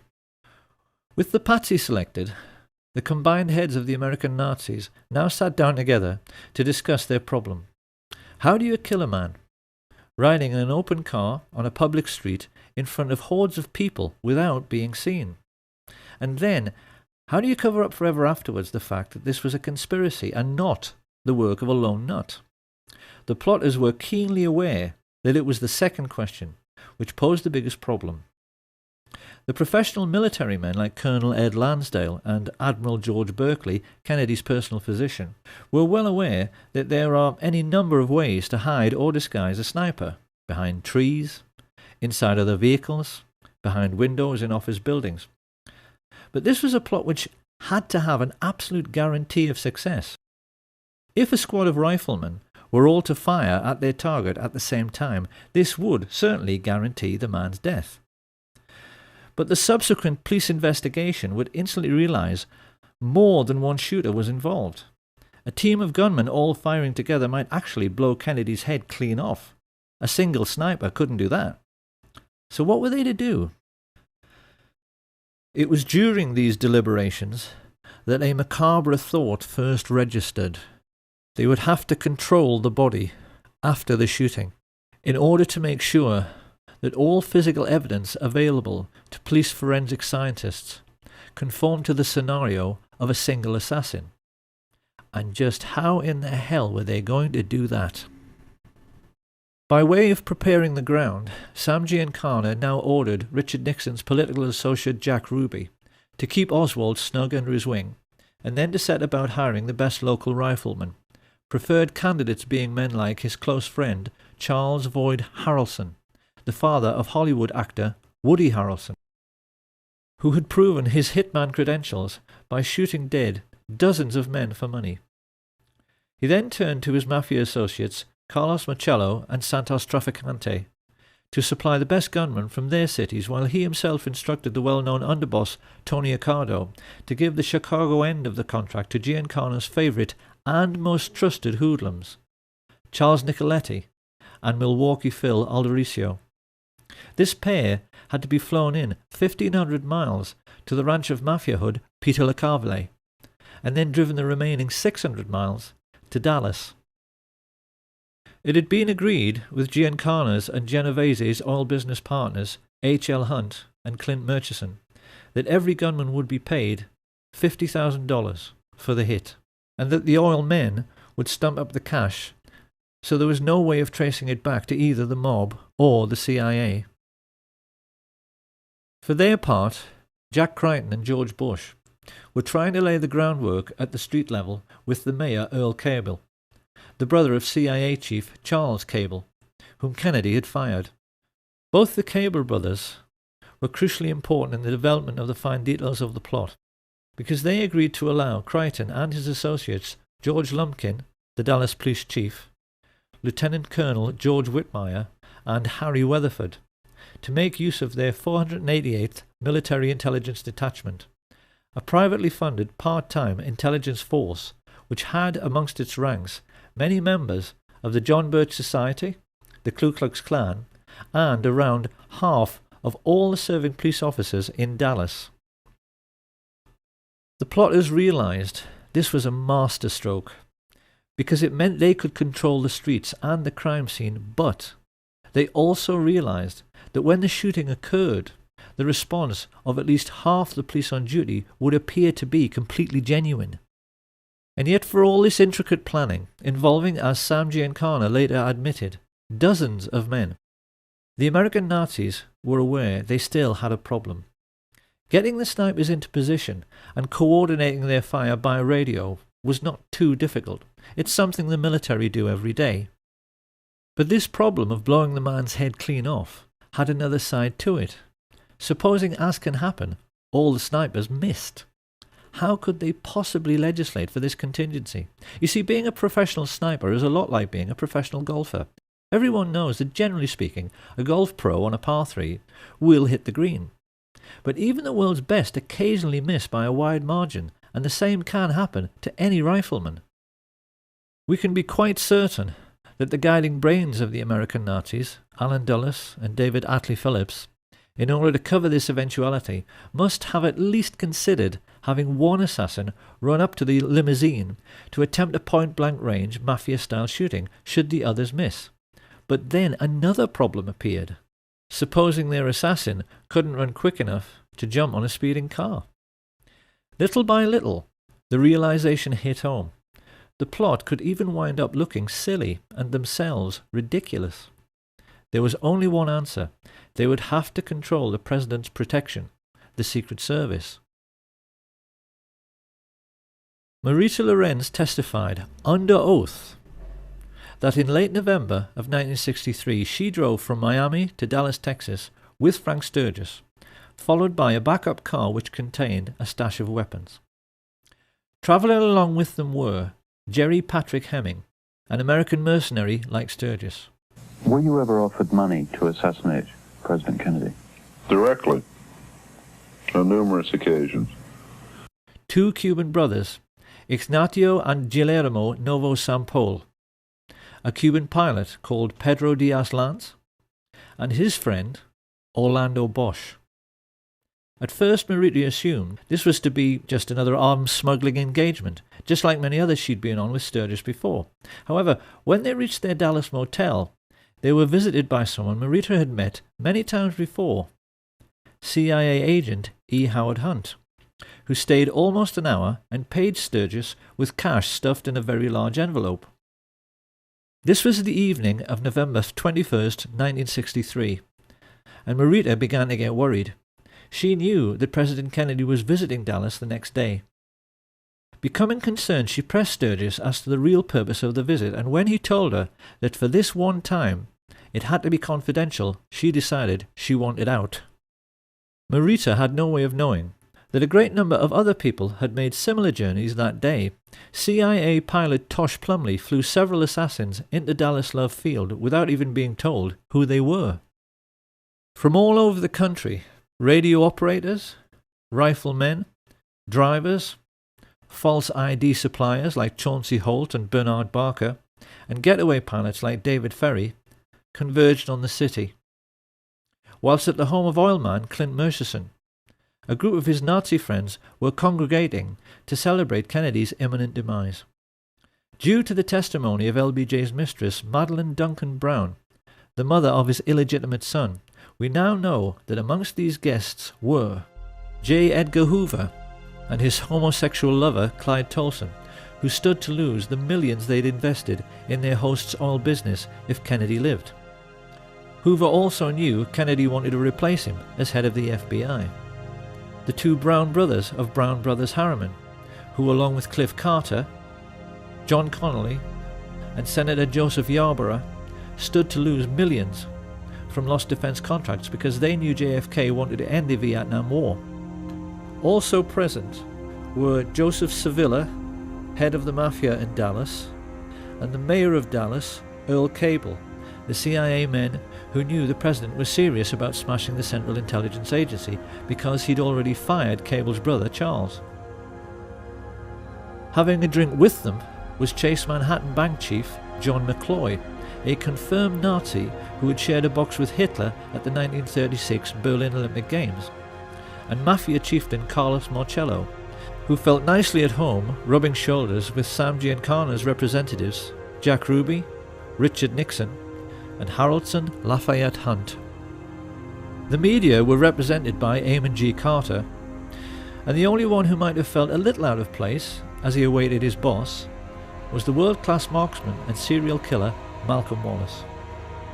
Late in the evening, Lyndon Baines Johnson finally turned up and briefly went into the party. When he came out to greet Madeline Brown, she said he was euphoric. Let's go back to the night before. When Johnson came out of the meeting, what did he say to you? He was so angry. He had a violent temper when he was upset. Well, let's use the exact words that he said to you. What did he say to you? He grabbed me by the arm, and he had this deep voice, and he said, "After tomorrow, those SOBs will never embarrass me again. That's no threat. That's a promise." Johnson had clearly been told by the people in that room that everything was ready. The next morning, the president landed at Love Field and was led to his car by Governor John Connolly. As he is driven away, it is immediately apparent that something is wrong. As Secret Service agent Henry J. Rickber tries to take up his proper position on the president's limousine, holding on to these handles provided for the purpose, and is ordered to stand down by Emory Roberts. Let's just look at Rickber's reaction again. He is quite clearly disgusted. Why aren't they letting him do his job? And as the car glides into Dallas, we can now see how the removal of his Secret Service protection has opened the president up to a field of fire from almost any direction. It's plain from these pictures that as the motorcade moved on into Dallas, the Secret Service, meant to protect the president, remained crowded together on the vehicle behind.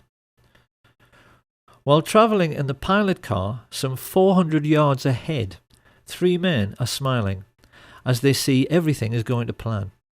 Crichton, Lumpkin, and Whitmire have used their influence to remove the military protection which should have been amongst the crowd. And whilst the people lining the parade route are 10 deep in places, Lumpkin has seen to it that the police have let almost no one into the would-be crime scene.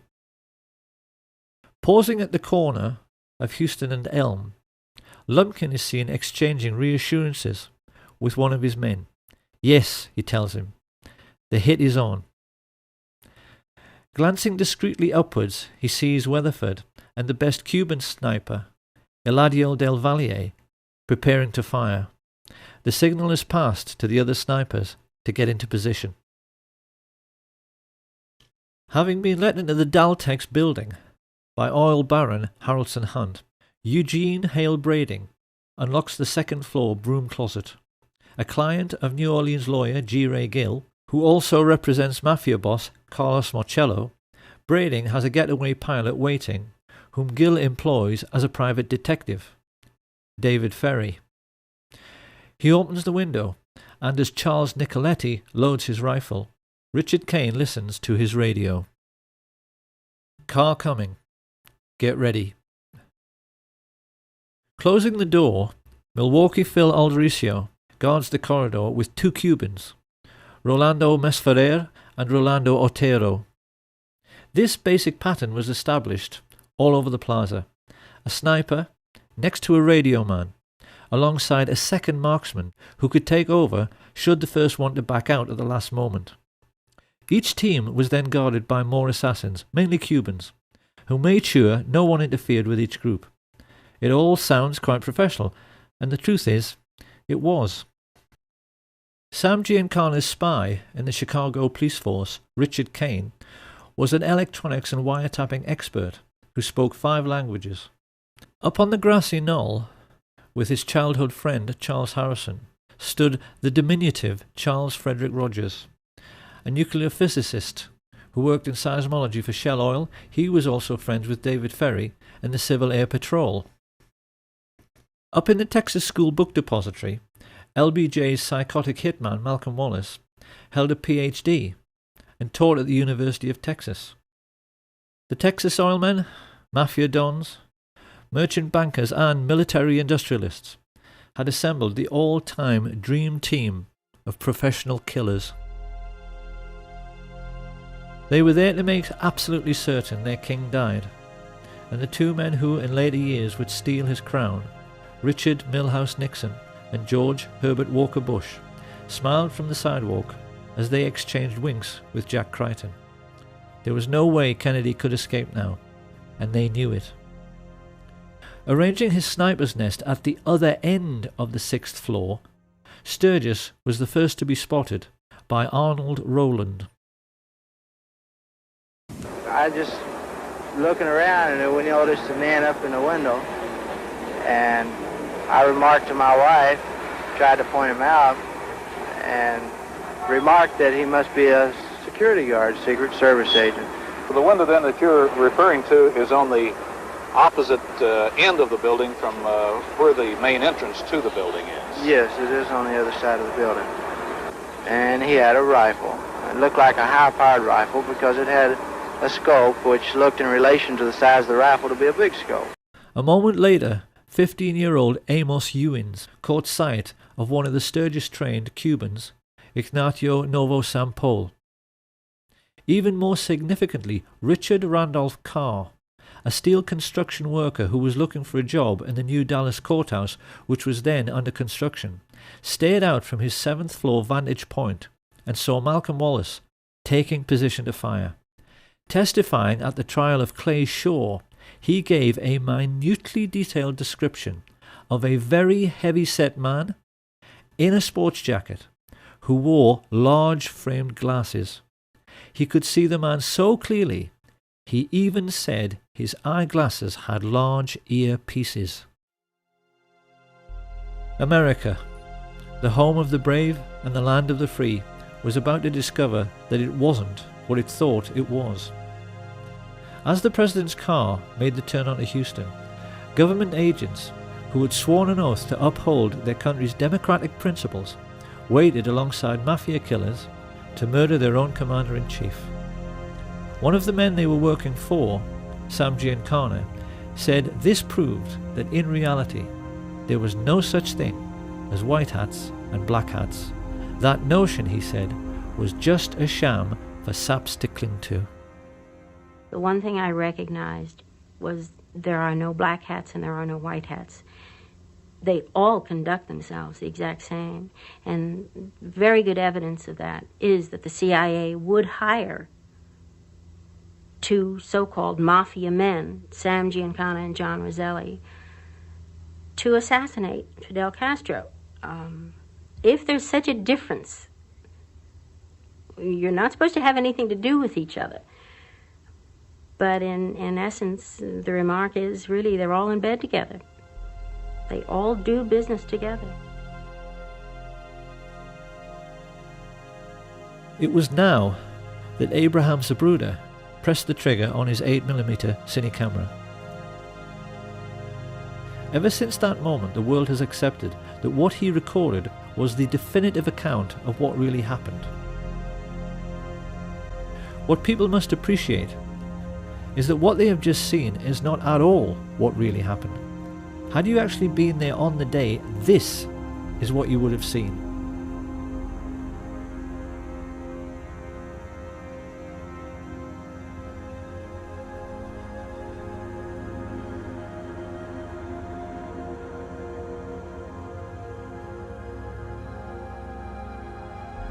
And doesn't that look a great deal more suspicious? So just exactly what did happen during the 10 seconds Zapruder was filming. To begin with, Dulles, Lansdale and Atlee Phillips had tried to get over the problem of volley fire, blowing the president's head clean off by firing in 4 stages. Stage 1 was meant to be a single shot by Charles Nicoletti into the back of Kennedy's head from the Daltex building some 40 yards behind. Had he succeeded, the plotters would have had the single assassin with one bullet story they wanted. But in his excitement, the Mafia assassin squeezed the trigger too soon. His bullet ricocheted off the hard chrome sill of the limo's back seat and struck the curb beneath the overpass, sending up a sharp piece of concrete which scratched James Taig's face. Watch again. We clearly see how this little girl stops running and her gaze looks directly at where the shot originated and not up at the 6th floor of the depository. It was now that Umbrella Man took over. Standing right at the curbside, it was his job, should the first shot miss, to give a clear visual signal. Target is not injured. The intelligence chiefs knew that if this situation occurred, Kennedy would now be moving rapidly away from the first sniper. They knew the only way to make sure of getting him was to fusillade the car. So a moment later, 2 rifles tried to fire from directly in front at exactly the same time, to deceive witnesses into thinking there was only one shot. You said you'd killed President Kennedy. At the same time I said I had killed the judge, I said I had killed Kennedy. Well, do you believe Lee Harvey Oswald killed President Kennedy? We'll get back to that. Alone, without any aid from a rogue agency of the U.S. government, or at least a portion of that agency. I believe you're very naive if you do. Harrelson's bullet hit JFK in the throat, and another gunman, hiding in a culvert 50 yards away, up in the embankment of the overpass, made the hole in the windscreen, which was later seen by Dr. Evalier Glanges. The presidential limousine was there. Had been standing there for some time just watching the back of the emergency room. Talked to my friend next to me and said, "Look, there's a bullet hole in the windshield," and pointed it out to them. But it was very clear it was a through and through bullet hole through the windshield of the car from the front to the back. As Kennedy emerges from behind the road sign, his distress is clear, while Governor Connolly remains composed. This single frame of the Zapruder film makes nonsense of the single bullet theory, because it's quite clear both men have not been struck at the same time. Kennedy has now passed through 2 layers of fire and has not been hit in the head. To cover this eventuality, the assassins were given a simple instruction: fusillade the car with everything. So that in the next few moments, the 5 remaining riflemen fired, causing the Secret Service agent riding in the front passenger seat, Roy Kellerman, to report a feeling like a jet sonic boom as the hail of bullets whistled into the car. It is now more than 3 seconds after Kennedy is hit in the throat that Frank Sturgis misses his target altogether and blows out 5 inches of Governor Connolly's ribs, compressing his lungs and puffing his cheeks, with a bullet which quite clearly struck at far too steep an angle to come from the other end of the depository. In almost the same instant, Eladio Del Valle hit the governor in the wrist, Weatherford fired into his thigh, and Nicoletti's second shot hit the chrome frame of the window. A moment later, the best marksman, Malcolm Wallace, shot Kennedy in his upper back, the bullet strike witnessed and recorded by all the Secret Service men in the following car. Jackie Kennedy starts looking concerned, and yet even now there are no obvious signs that her husband, held upright by his back brace, has been shot twice. The assassins have so far failed to hit him in the head, and it is now that they play the ace up their sleeve. Here we can finally answer the riddle of where on an empty street you can hide a man with a rifle, and how he can manage to shoot a man speeding past him in a limousine. The answer is that he can't, and that is why the driver, William Greer, looked around twice to see whether Kennedy had been hit in the head, and when he saw he hadn't, as dozens of witnesses, including police officers, confirmed, he stopped the car completely. His orders was to slow down where the rest of the guys. This is Greer, the driver of the presidential limousine. Yeah, presidential limousine. Slow down almost to a stop. It is now that most people have been led to believe that Kennedy was shot in the head by Charles Boyd Harrelson, the sniper standing on the grassy knoll. This is not true. Because if we look at the angle of elevation of a shot from that area, it's obvious that a shot originating from above and right would have pushed Kennedy's head down and left, whereas it's quite clear that his head is knocked upwards and to the left by the impact. So where did that bullet come from? Incredibly, the answer has lain hidden in the most well-known and iconic image from the assassination of the motorcycle policeman heaving his bike onto its stand. Look now as we freeze frame him here.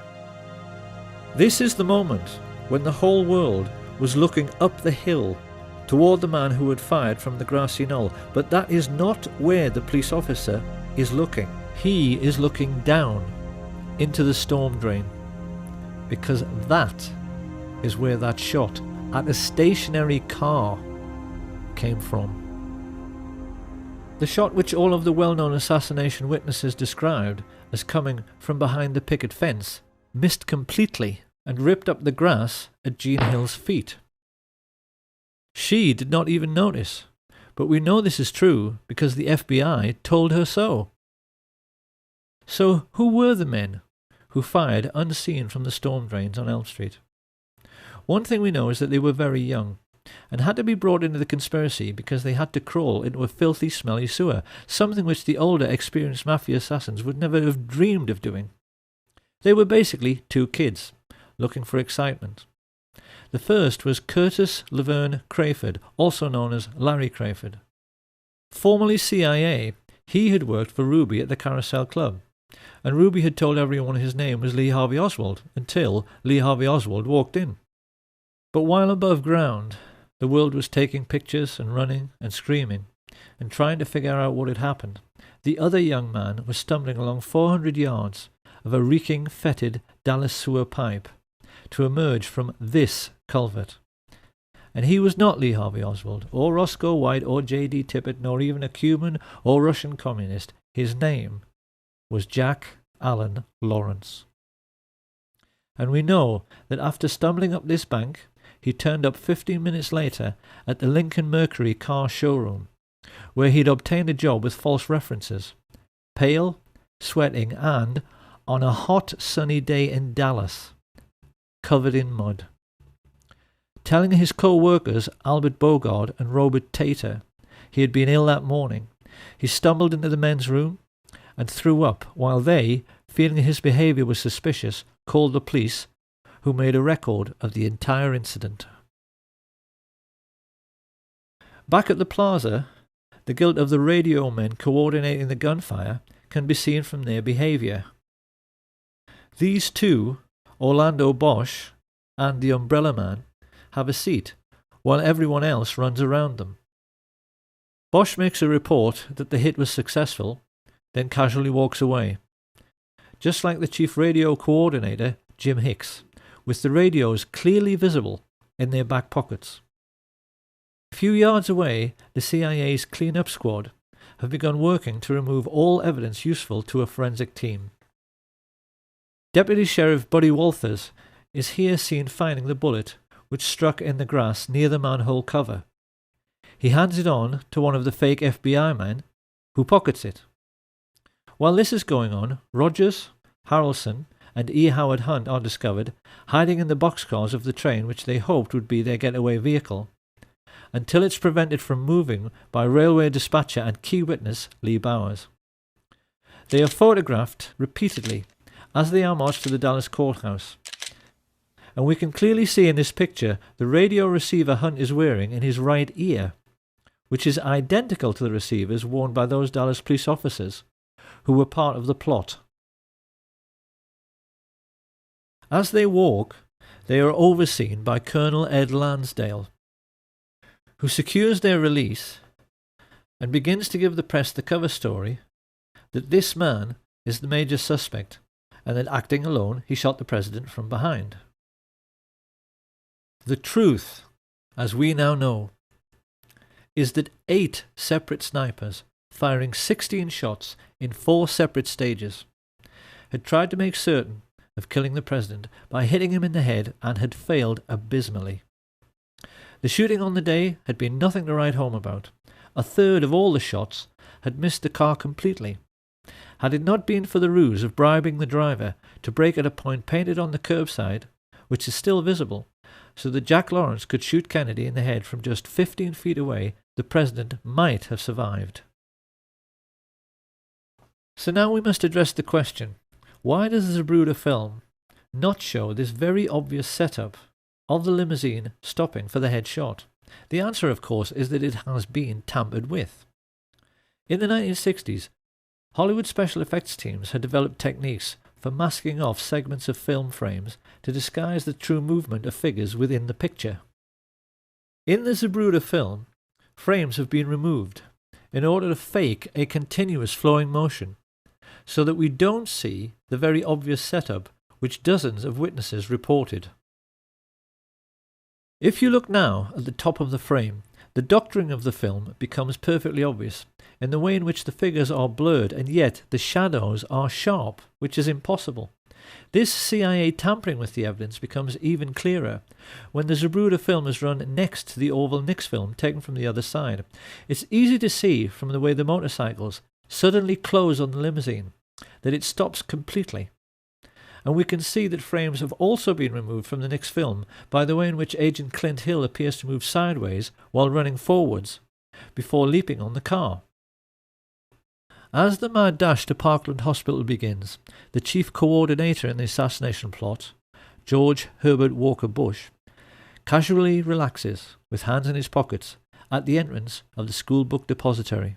Now this is going to be one of those all too familiar Kennedy assassination moments in which people will say, well, yes, it could be him, but how can we be sure? Because we've seen this kind of thing before with Badgeman.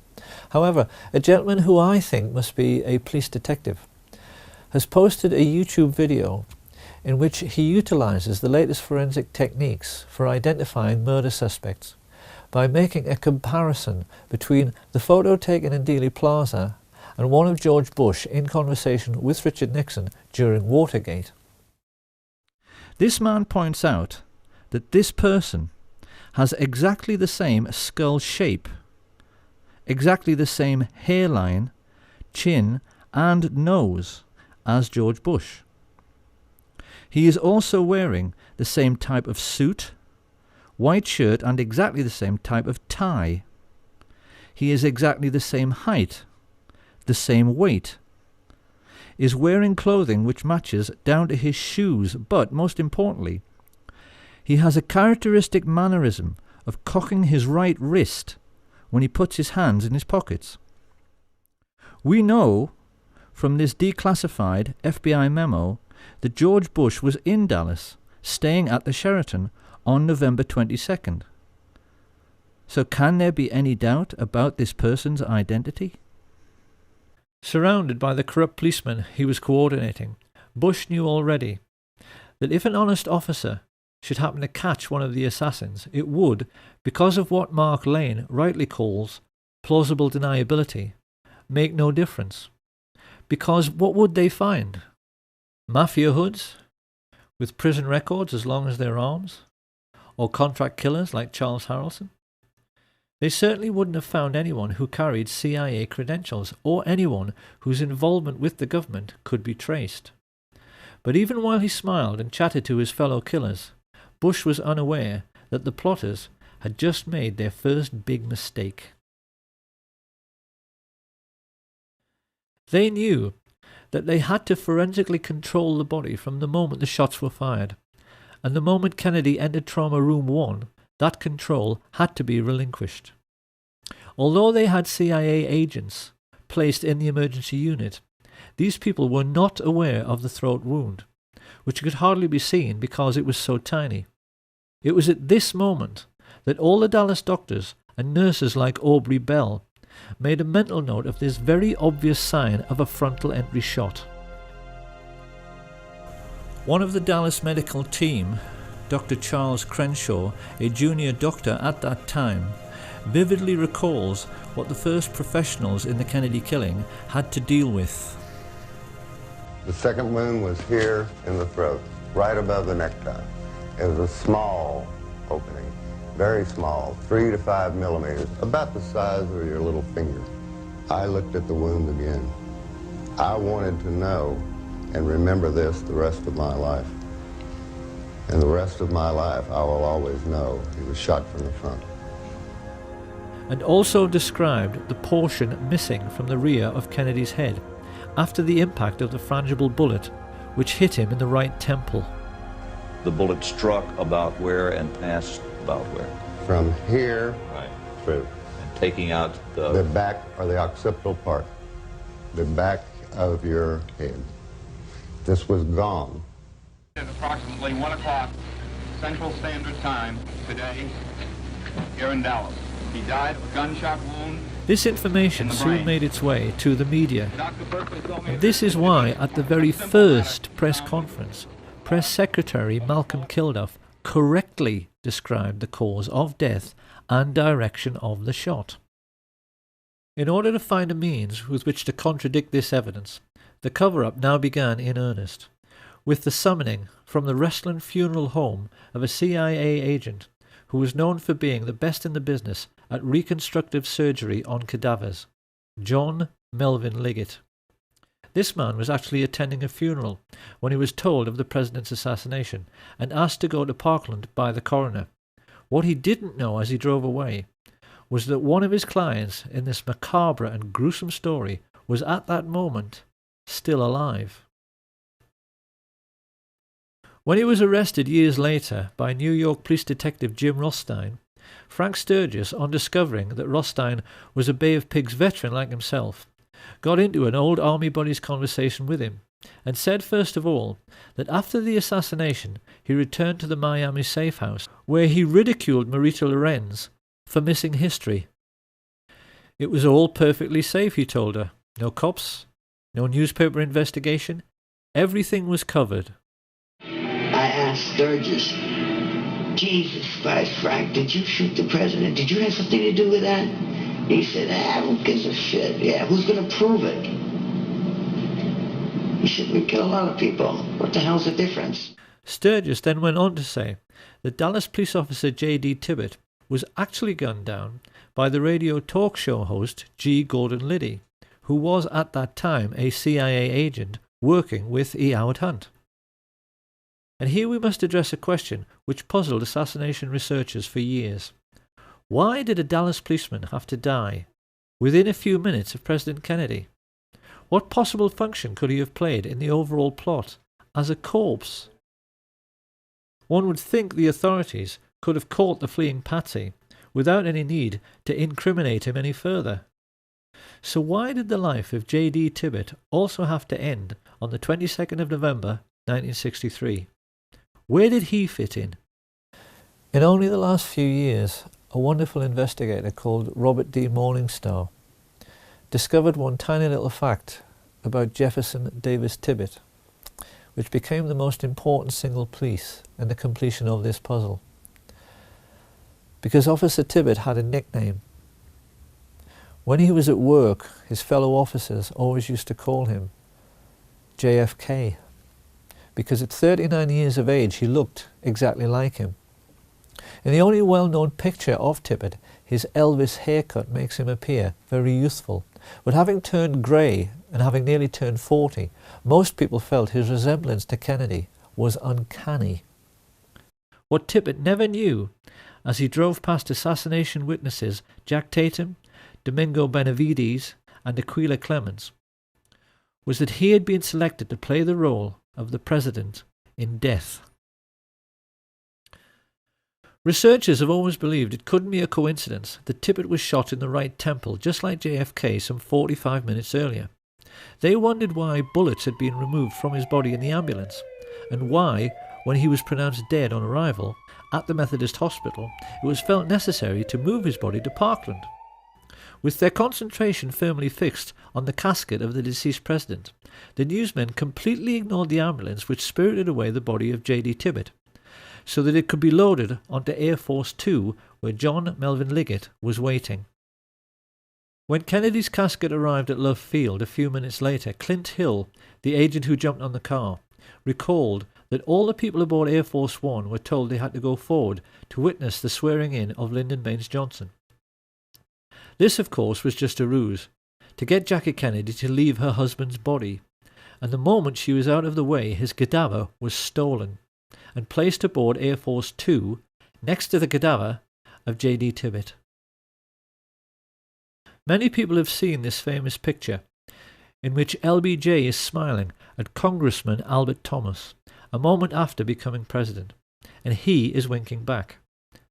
We haven't known until now just how huge and terrible a secret he was sharing with Johnson, because at that moment on the plane right alongside, the most highly qualified specialist in reconstructive surgery and embalming in the country, John Melvin Liggett, was starting to make a facsimile of the dead president, using the body of J.D. Tippit in order to obscure the true extent of the damage to Kennedy's head and make it seem consistent with a shot from behind.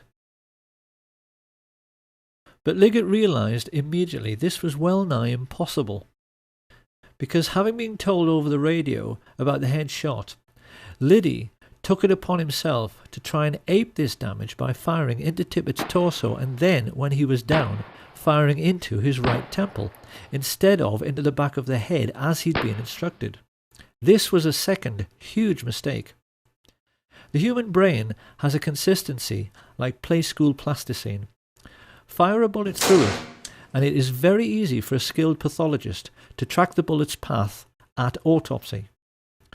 What Liggett wanted to show to any investigators was a brain that looked like this. What he had was one brain which looked like this, and another which looked like this. A large portion of Kennedy's brain had been ripped out by the impact of the explosive or frangible bullet, and what remained was filled with tiny shards of lead, some of them microscopic, which might take all night to locate. Liggett was terrified. The plotters had asked him to play Dr. Frankenstein at 30,000 feet. Yet with all his embalming experience, he instantly realized a botched job was the best he could possibly deliver. In his panic, he sawed off Tippit's skull and simply ripped out the entire brain to at least make sure no one could track the bullet which, after Liddy's error, had so obviously come from the wrong direction. He then compounded Liddy's error by making a large hole in the rear of the head to ape the damage to Kennedy's head. With this done, he rebuilt the skull, hurriedly sewed the scalp back together, and then set about the gruesome task of trying to make the cadaver of J.D. Tippit more closely resemble the cadaver of John F. Kennedy. By shaving eyebrows, bringing forward Tippit's slightly more receding hairline, filling in missing segments of both heads with plaster of Paris, and rebuilding portions of the flesh with wax. Liggett performed this ghoulish service while the aircraft he was on, Air Force 2, went through the usual procedure of leapfrogging Air Force 1 to arrive at Andrews Air Force Base slightly earlier. He wasn't given long enough, and in the rush to get finished, the plotters now made their third and most stupid mistake. Instead of placing Tippit's body in a casket identical to the one aboard Air Force 1, they placed him in a Spartan grey metal coffin inside a body bag.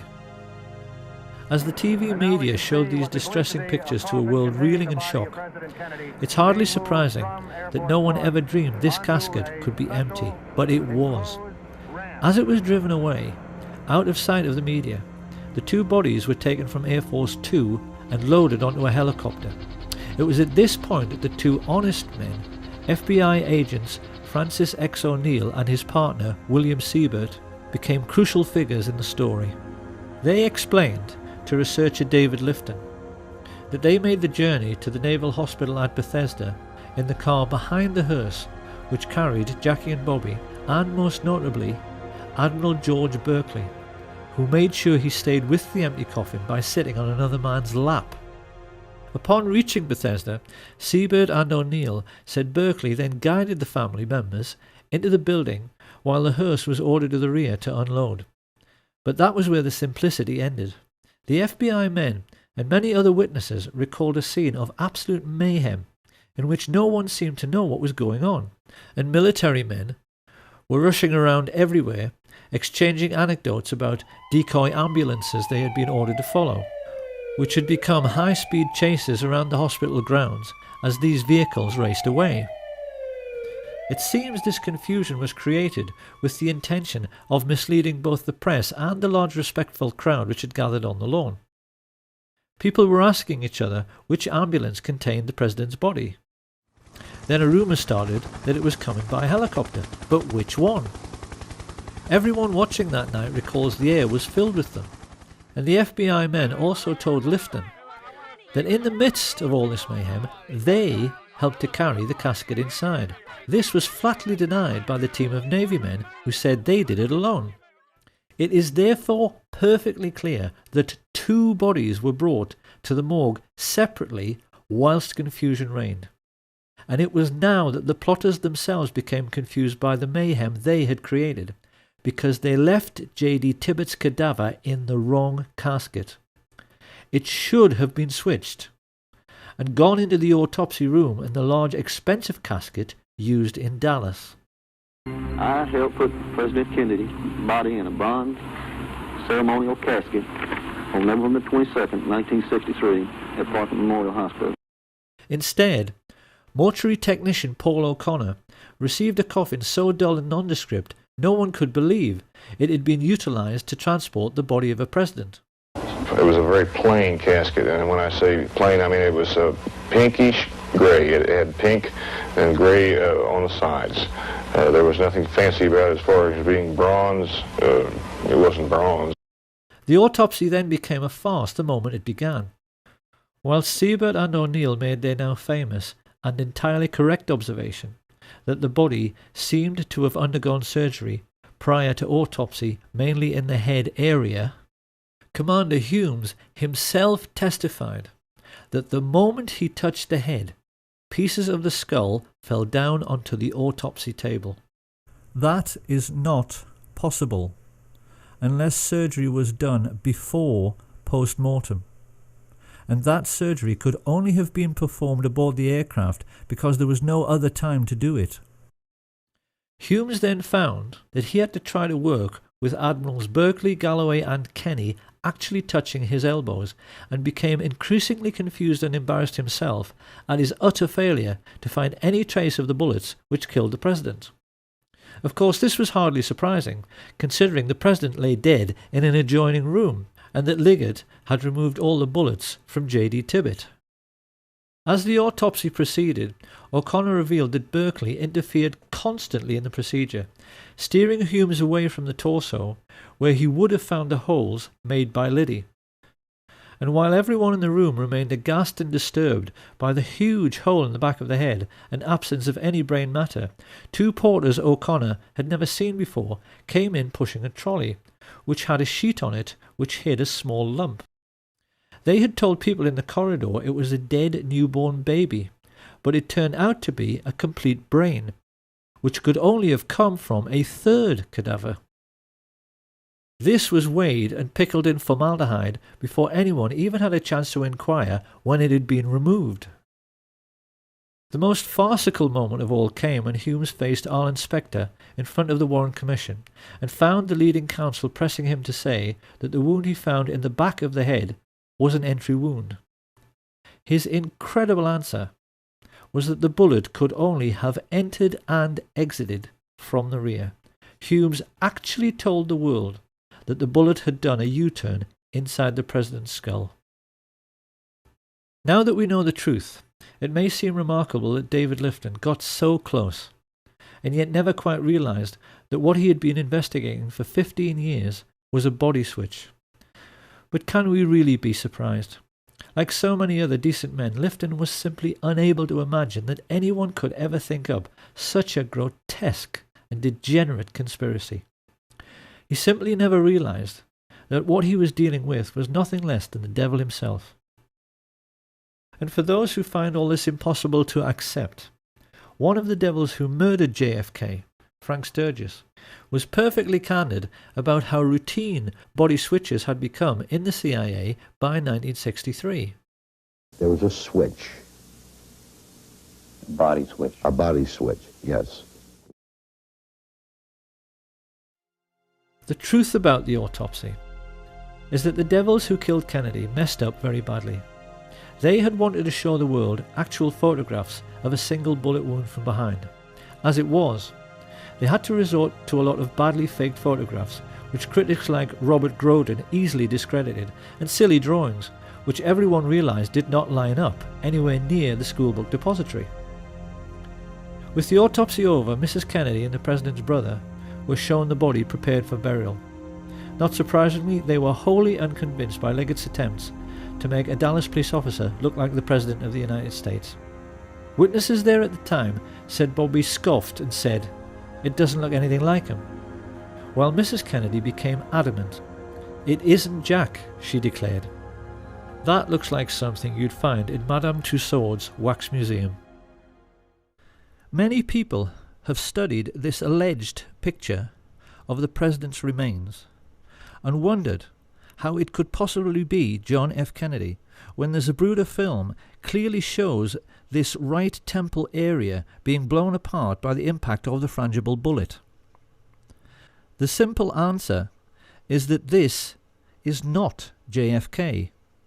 It's the corpse of Officer J.D. Tibbet, surgically altered to look like the President. On arriving home, Liggett was informed the plot was in serious trouble. His wife Lois told how he staggered in the door, unkempt, dishevelled, and quite obviously exhausted, which was very out of character for a man who took pride in always being neat, tidy, and organised. It was about 24 hours before I heard from him. He came home and he walked in the door, and when I saw him, he physically looked like he had really been through a very traumatic experience. His clothes were disarrayed, and that was so out of character for him. And he said, "We're going to get out of town for a while until all of this blows over." And that was a quote, because I thought, well, what blows over? Minutes later, they were speeding down the highway towards Corpus Christi, utterly bewildered as to what on earth was going on. Chain-smoking at the wheel, Liggett was looking increasingly nervous. It wasn't just that his botched reconstruction had failed to convince and would lead to courtroom testimony of bullets doing U-turns inside the President's head. The problem was that the patsy was still alive. Deputy Sheriff Roger Craig told investigators it was plain to him that Lee Harvey Oswald was not meant to survive his arrest procedure. He said that when he arrived at the Texas Theater, a group of his fellow officers were waiting at the rear, guns drawn, and that it was quite obvious that Oswald was meant to make a break out the back door where he would run into a hail of gunfire. However, Oswald himself was an intelligence agent, and once he realized he had been chosen as the fall guy, he briefly prolonged his existence by loudly yelling so that all the witnesses present could hear, "I am not resisting arrest. I am not resisting arrest." This is why Liggett, like all the others involved in the plot, was shaking in his boots on November 23rd. They were all aware that a sharp lawyer could get Oswald released simply by discovering that the chain of evidence had been broken in relation to Kennedy's remains. Once free to talk, and with intimate knowledge of the major players in the assassination plot, he could have gotten the heads of the FBI and CIA, all the military chiefs of staff, the mafia chieftains, and the Dallas oil men all thrown in jail together for murder. Many people have wondered how the plotters could be so unbelievably dumb and so unbelievably obvious as to have Oswald murdered live on national television. The simple truth was that they had absolutely no choice. Their botched assassination attempt had proved that they were not as smart as they thought they were. The actual shooting had gone very badly. Most of the shots had missed. They'd had to botch the autopsy, and now they were having to botch the silencing of the patsy. Lois Liggett recalled that the moment Ruby fired, the atmosphere in their motel room evaporated. The minute he saw that, he looked at me and said, "Everything's okay now," and you could just see his face. He was like all the pressure had been taken off of him. All of a sudden he was like, sigh of relief, let's go, we can go home now. It was basically, pack your things, come on, we're leaving, now we can go.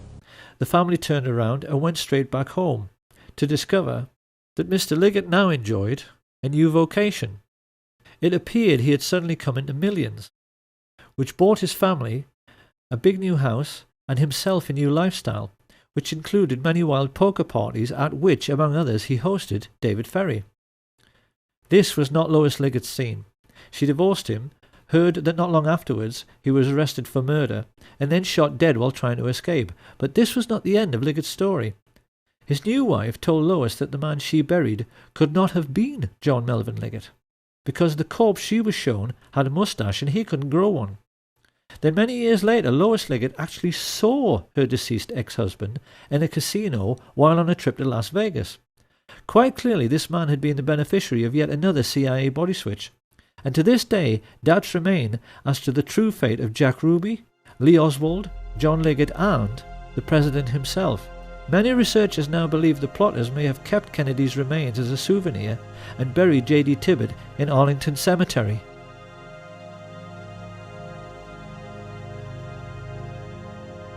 All added together, the pilots, spotters, radio men, mafia assassins, embalmers, physicians, and corrupt agents from the FBI, CIA and Dallas Police had cost the American Nazis $25 million, approximately $2 billion in today's money. But they could afford it. In the years that followed, they cynically kept the war in Vietnam going by putting in just enough troops so that the line never moved forward or back. And while the American fat cats grew fatter on military-industrial contracts, their mafia friends used the CIA's complete immunity to smuggle trillions of dollars worth of cocaine and heroin around the world. Sir, the Republicans are trying to blame you for the existence of a small air base at Mena, Arkansas. This base was set up by George Bush and Oliver North and the CIA to help the Iran-Contras, and they brought in plane load after plane load of cocaine there for sale in the United States, and then they took the money and bought weapons and took them back to the Contras, all of which was illegal, as you know, under the Bolin Act. But tell me, did they tell you that this had to be in existence because of national security? Well, let me answer the question. No, they didn't tell me anything about it. Of course, when criminals are making easy money, they tend to become lazy and careless, and this is what led to Watergate. Someone's here.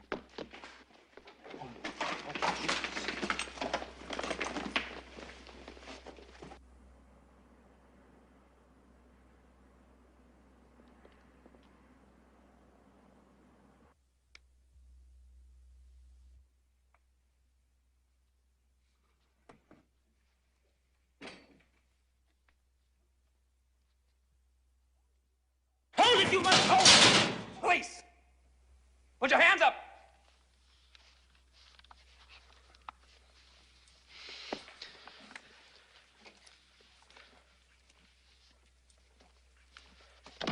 Drop that jacket! When the two plainclothes police officers switched the lights on in the Watergate building, who should they find hiding there? Frank Sturgis and Bernard Barker, who were working for E. Howard Hunt, exactly the same people who had murdered President Kennedy 9 years earlier. Sturgis even told the San Francisco Chronicle that the true reason for their burglary of the Watergate offices was to retrieve compromising pictures of CIA men in Dealey Plaza, which the Democrats were going to have published. Of course, somebody had to take a fall for conducting such a woefully sloppy operation, and when Howard Hunt found himself in prison for 33 months, he rather turned against his old friends for making him into the patsy on this occasion. He began sending messages to President Richard Nixon, that he might just tell all he knew about what really happened in Dallas on November 22, 1963. And one of Nixon's presidential aides, Dean Birch, recalls that when he heard about this, George Bush broke out all over in assholes and shit himself to death.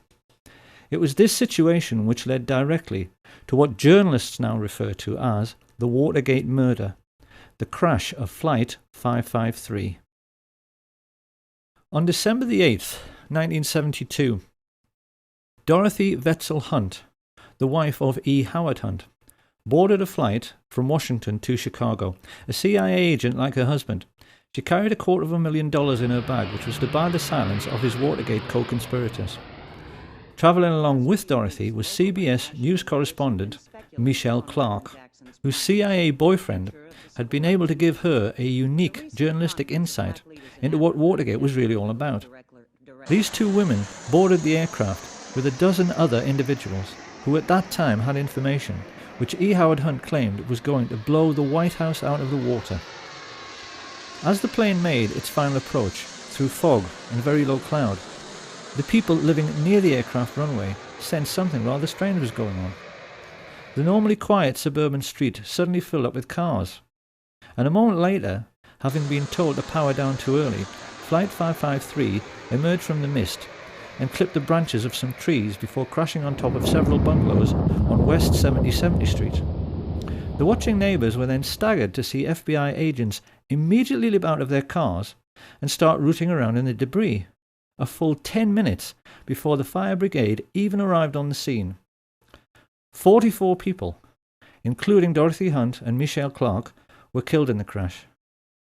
E. Howard Hunt served his time and came out of prison a widower and $1 million richer. The Nazi shadow government of the United States had faced a blackmail threat and the possibility that their complicity in the murder of President Kennedy might become public knowledge. Their response was to bring down a civilian airliner onto a residential district.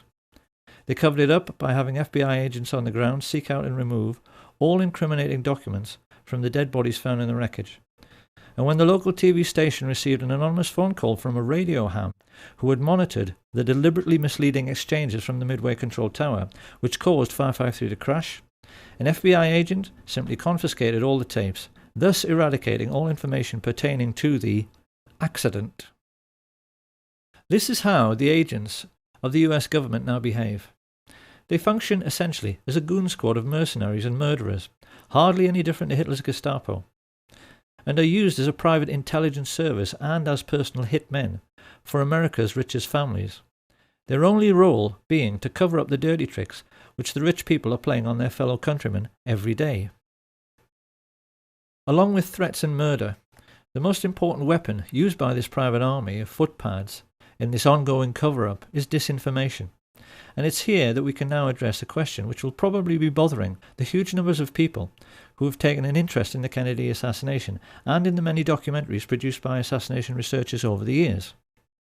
What happened to Badgeman? The answer is very simple.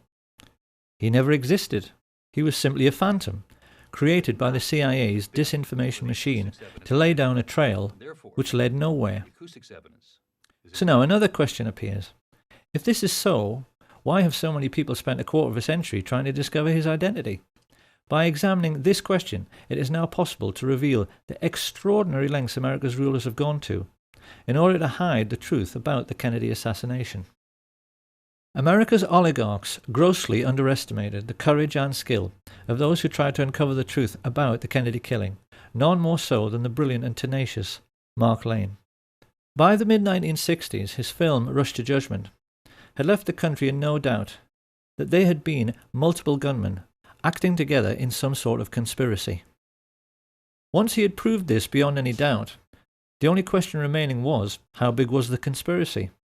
So it came as no surprise when polls started showing that 9 out of 10 Americans believed it had to be the CIA. This internal memorandum reveals just how nervous the agency was about this development. It spells out in no uncertain terms the concern spreading in the corridors of power, and the urgent need to rectify this situation through the use of assets in the media.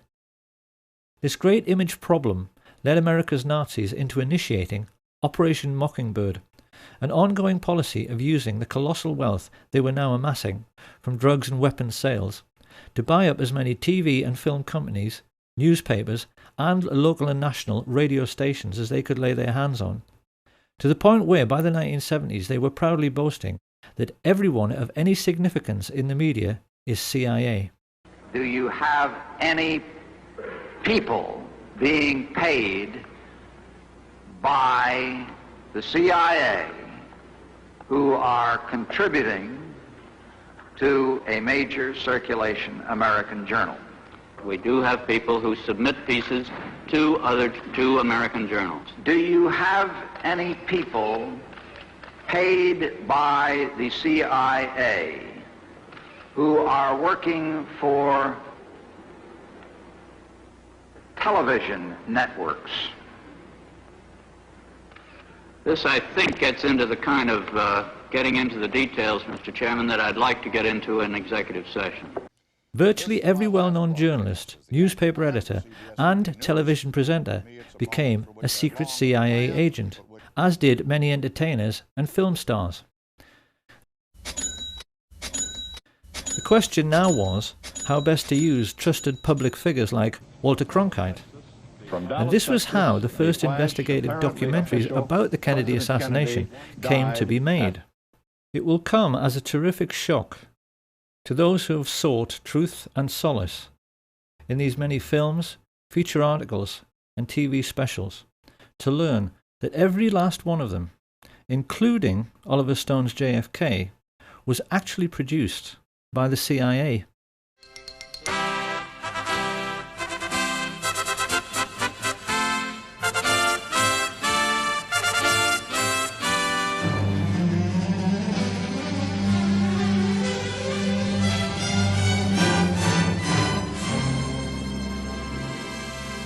A classic early example of this kind of disinformation was the Nova film, which featured two scientists, Brian Holstrom and Steve Isabel, who found Badgeman in a tiny fragment of the famous Mary Moorman Polaroid through photographic enhancement. But when investigators took the trouble to actually measure the size of these three figures, it became obvious that they were so tiny they were too small to even be children. Using the scale provided by Abraham Zapruder over on the right, it's clear that these alleged people are so lacking in stature they wouldn't actually have been able to look over the stockade fence. The truth is that they never existed. And so the question now is, who were Holstrom and Isabel? And who, for that matter, was Gordon Arnold, the old-age pensioner who appeared in The Men Who Killed Kennedy to claim that Badgeman had kicked him and taken his camera? I could be the only one that...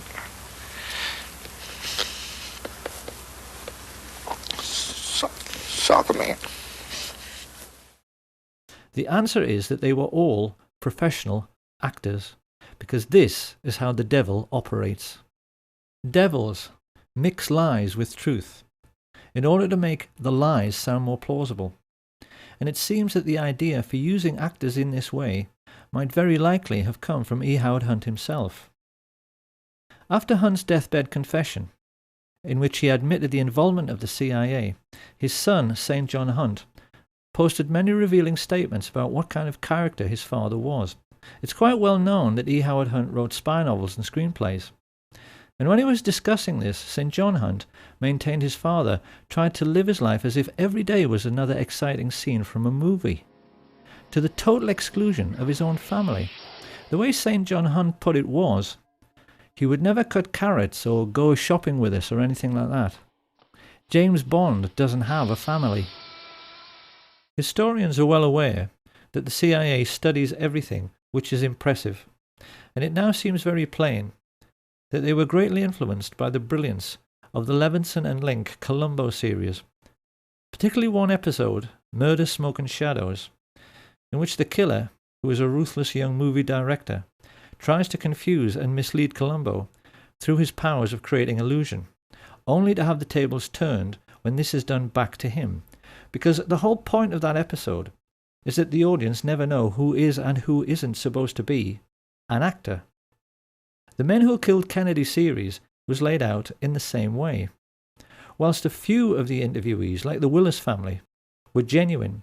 Most of the people claiming to be witnesses were simply actors, whose only job was to keep people's minds on the grassy knoll, so they would never think about the storm drains and where the shots actually originated. Oliver Stone's film was made to serve exactly the same purpose. It's also very clear that the CIA spent a lot of time studying the emotional breakdown in interviews with people like the ambulance driver, Aubrey Reich. Intelligence agents are fully aware that when an audience sees someone sobbing from grief on screen, they tend to become emotional themselves. This is how sensitive, humane people react. And when this happens, you're no longer thinking. And when you're no longer thinking critically, when you suspend skepticism for the sake of emotionalism, you can be fooled. I wanted to tell you why I grieve. But why I don't despair. I'm sorry. Of course, having heard this, people will wonder how anyone could be cynical to such a degree, and it's a perfectly legitimate question, because as we shall see later, this would not be the last time that the American public were fooled by actors sobbing on national TV. And these monstrous fabrications were not confined only to television. Soccer man.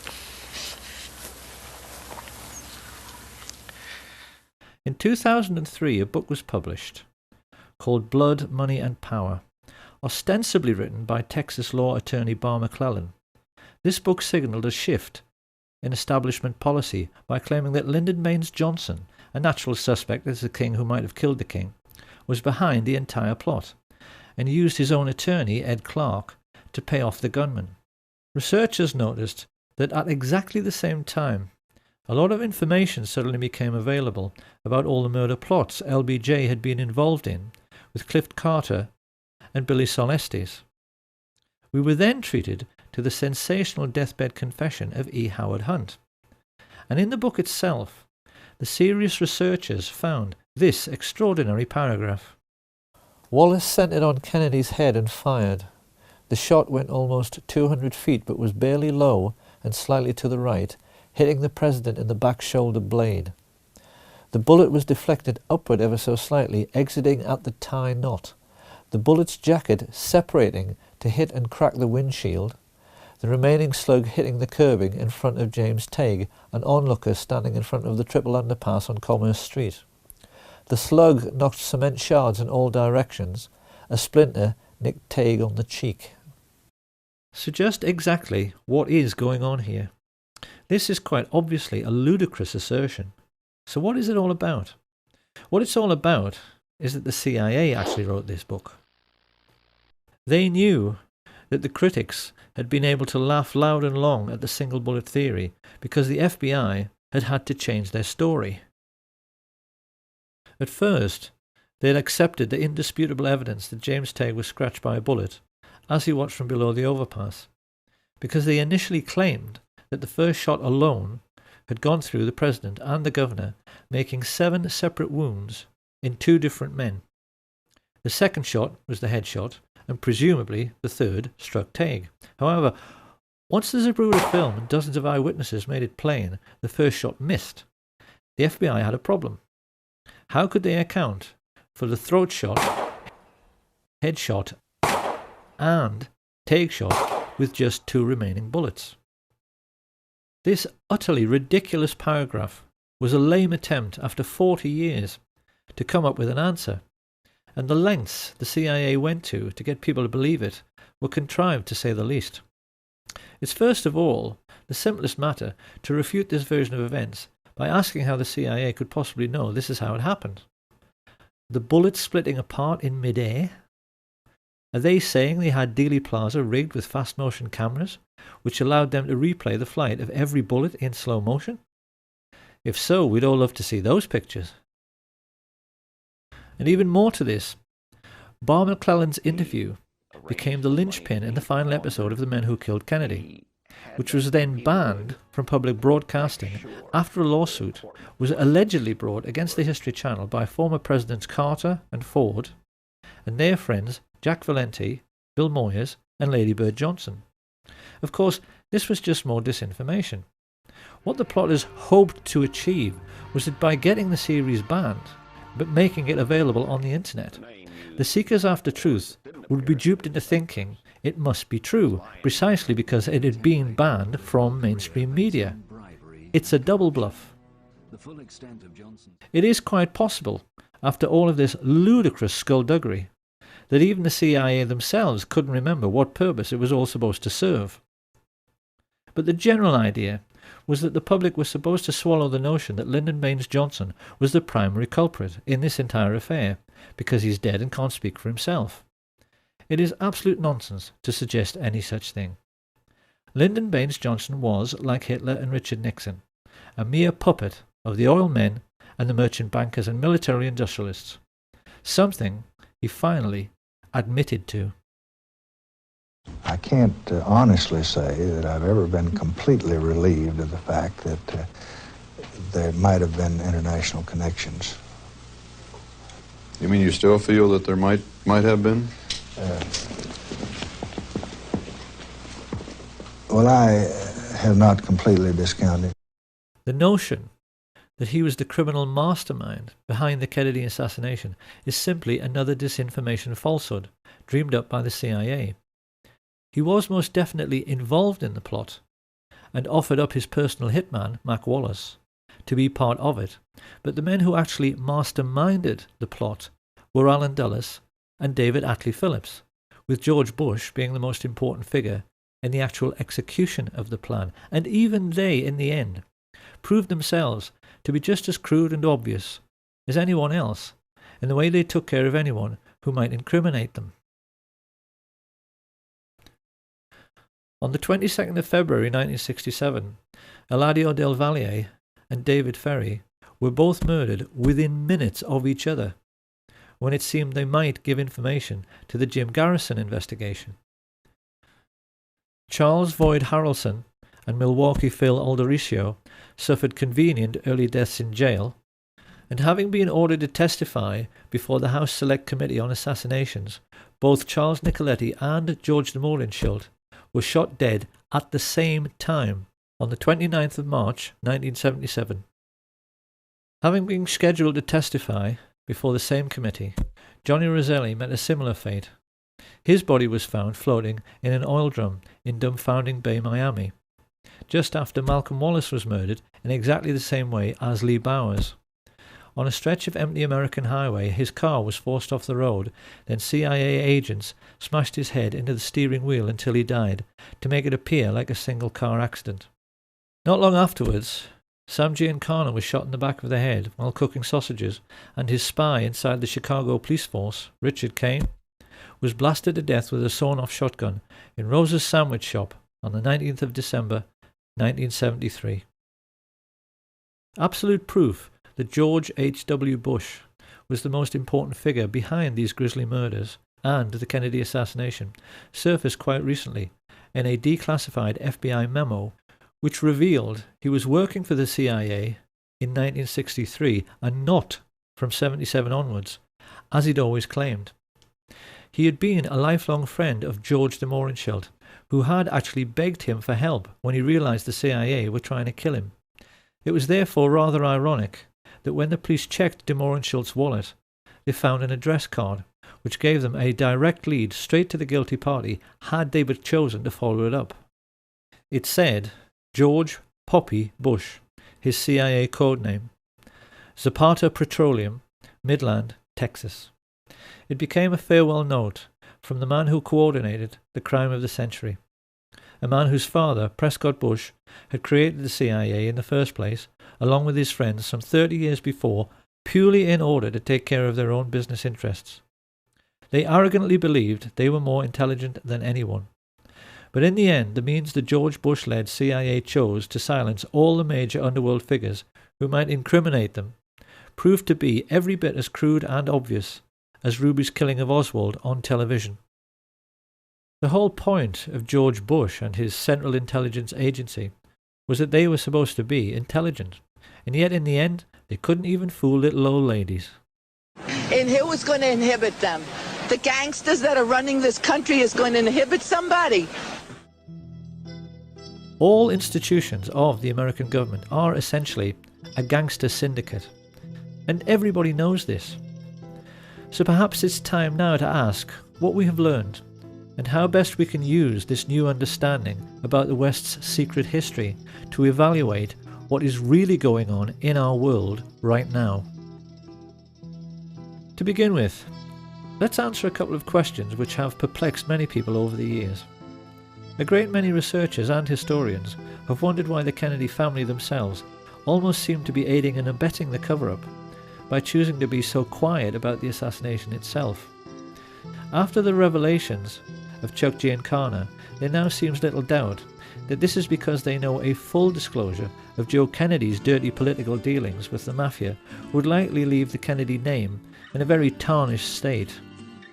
Up until now, history has tended to give the Kennedy patriarch a distinguished and squeaky clean image which went along with his appointment as the American ambassador to Britain.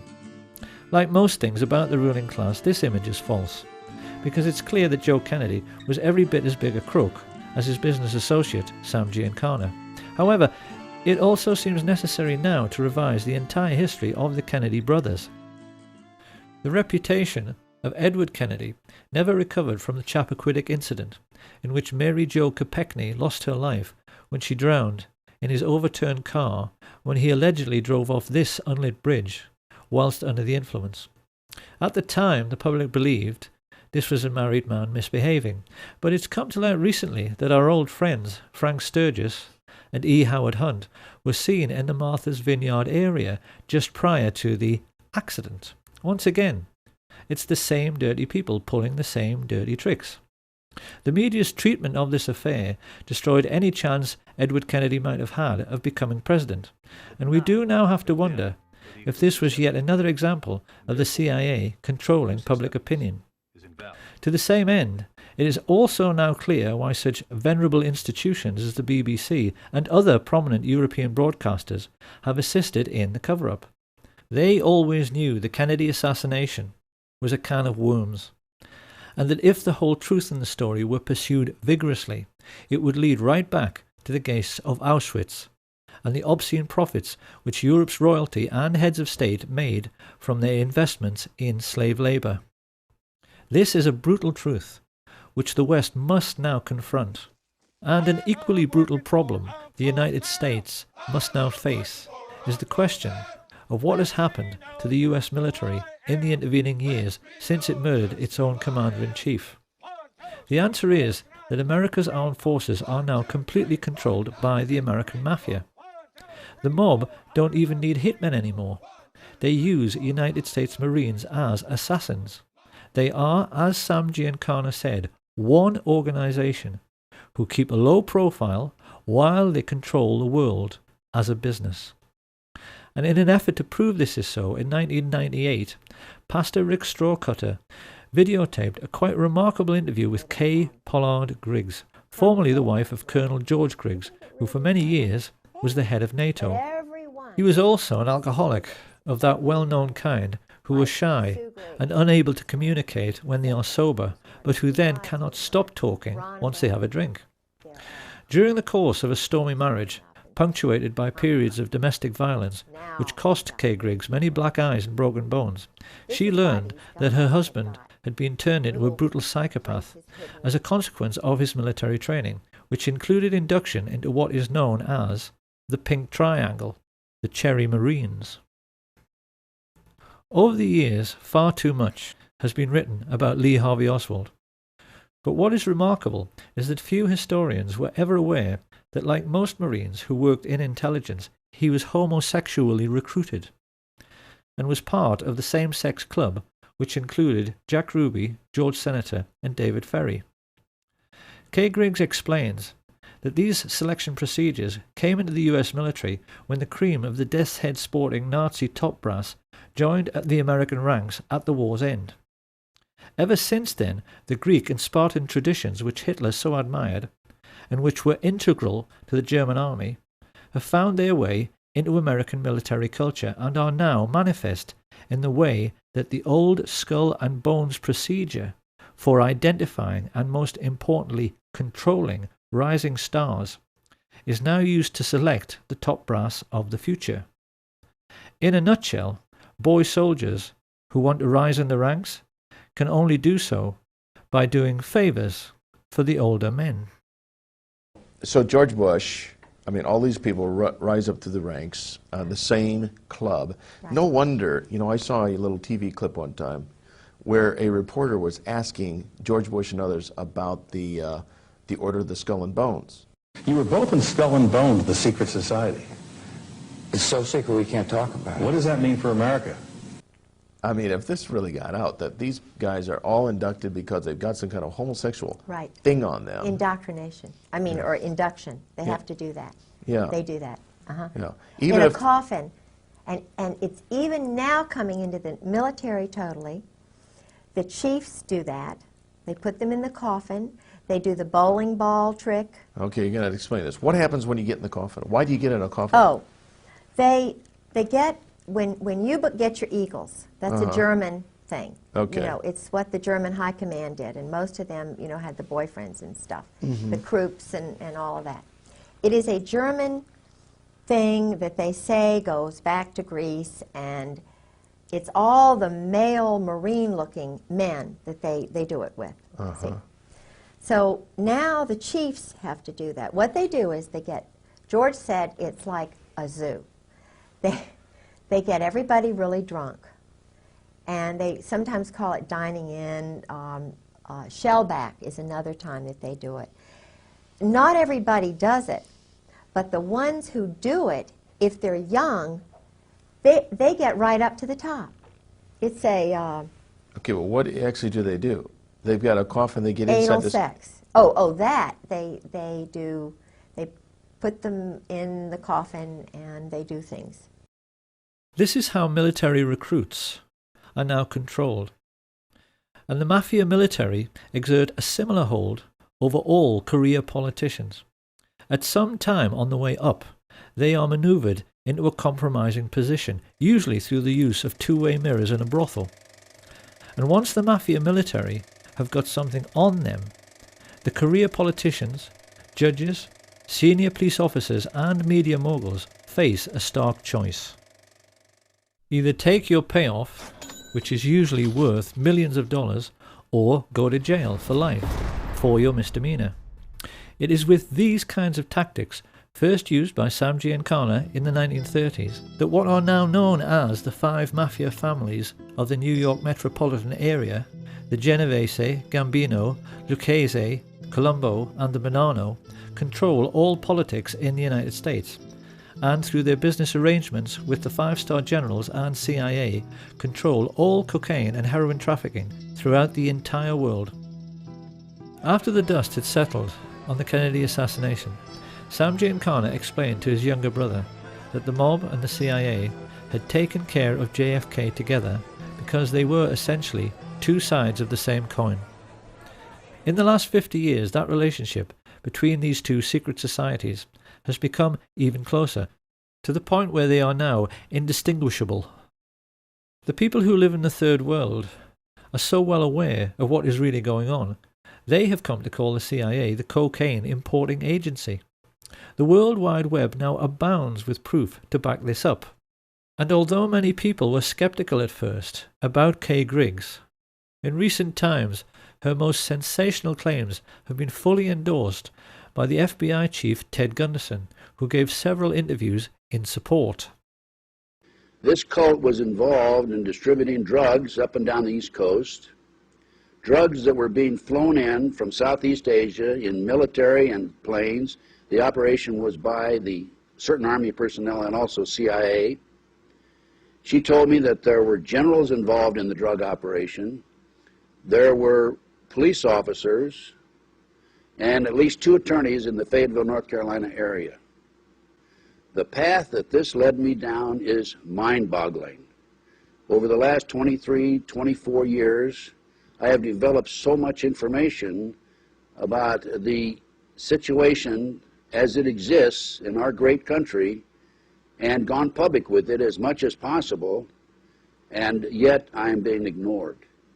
What is basically happening is that the United States military use Air Force bases in Europe to connect with the Third World, particularly Pakistan and Afghanistan, where the poppy fields are cultivated. This is the real reason for the conflict in Afghanistan. It's to protect the record harvests of heroin which almost ended when the Taliban took power. But they don't tell the soldiers this, and it's a truth you'll never hear on NBC or BBC. Having brought the refined cocaine and heroin into Europe and the United States, it is then passed on to the mafia for sale at street level, sometimes by police officers in uniform. It's an arrangement which nets the generals and the mafia chiefs billions, and the fact that someone of Ted Gunderson's credibility was completely ignored when he went public with this information underlines the fact that our entire mainstream media, as well as the entire justice system, has been bought off. So the question must now be asked: if this shadow government of the world's only superstate can get away with the murder of a president and through their wealth be in total control of the United States military, media, and the justice system, what else might they be getting away with? Could it possibly be that the serious researchers have been right all along? And remembering what happened to Flight 553, that 9/11 truly was one huge confidence trick?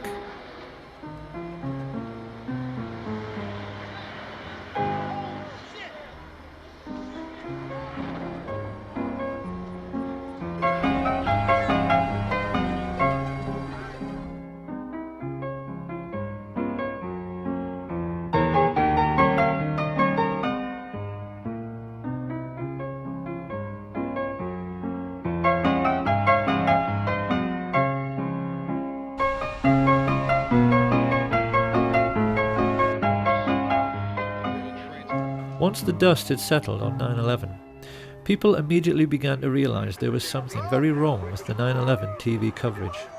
First along came Dylan Avery with his amazing film Loose Change.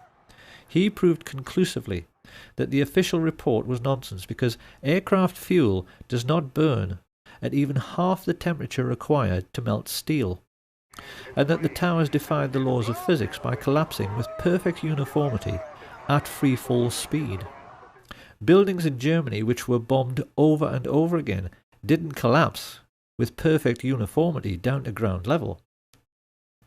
Avery also pointed out that in Kennedy's time, his chiefs of staff drafted plans to kill innocent people and commit acts of terrorism in the United States in order to whip up support for a war with Cuba. Codenamed Operation Northwoods, these plans included hijacking planes and blowing up ships and landmark buildings in order to stimulate a helpful wave of national indignation which could be used to oust Fidel Castro. And there wasn't anything exceptional in this initiative. Northwoods was an offshoot of the notorious Operation Gladio, a sustained campaign organised by MI6 and the CIA, which perpetrated many bombing atrocities in post-war Europe, which they blamed on what they said were communist terror organisations. A typical example was the horrific bombing of Bologna railway station in 1980. Italians will be appalled to learn this outrage was committed by the Americans and the British.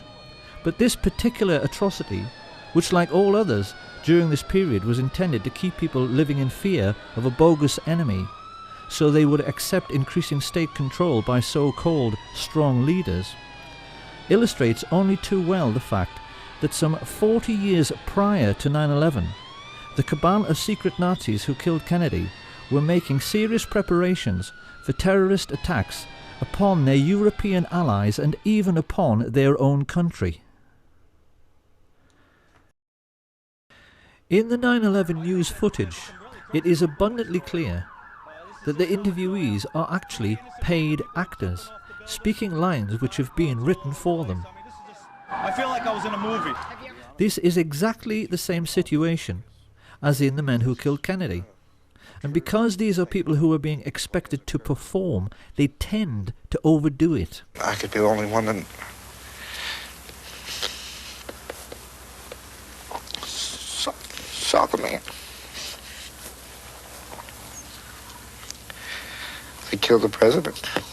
And to be honest with you, if I'd have known this...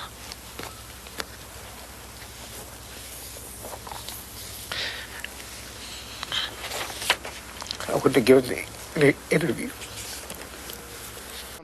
It is perfectly clear that the 9/11 street people are trying much too hard to convince their audience. Approximately several minutes after the first plane had hit, I saw this plane come out of nowhere and just ream right into the side of the Twin Tower, exploding through the other side.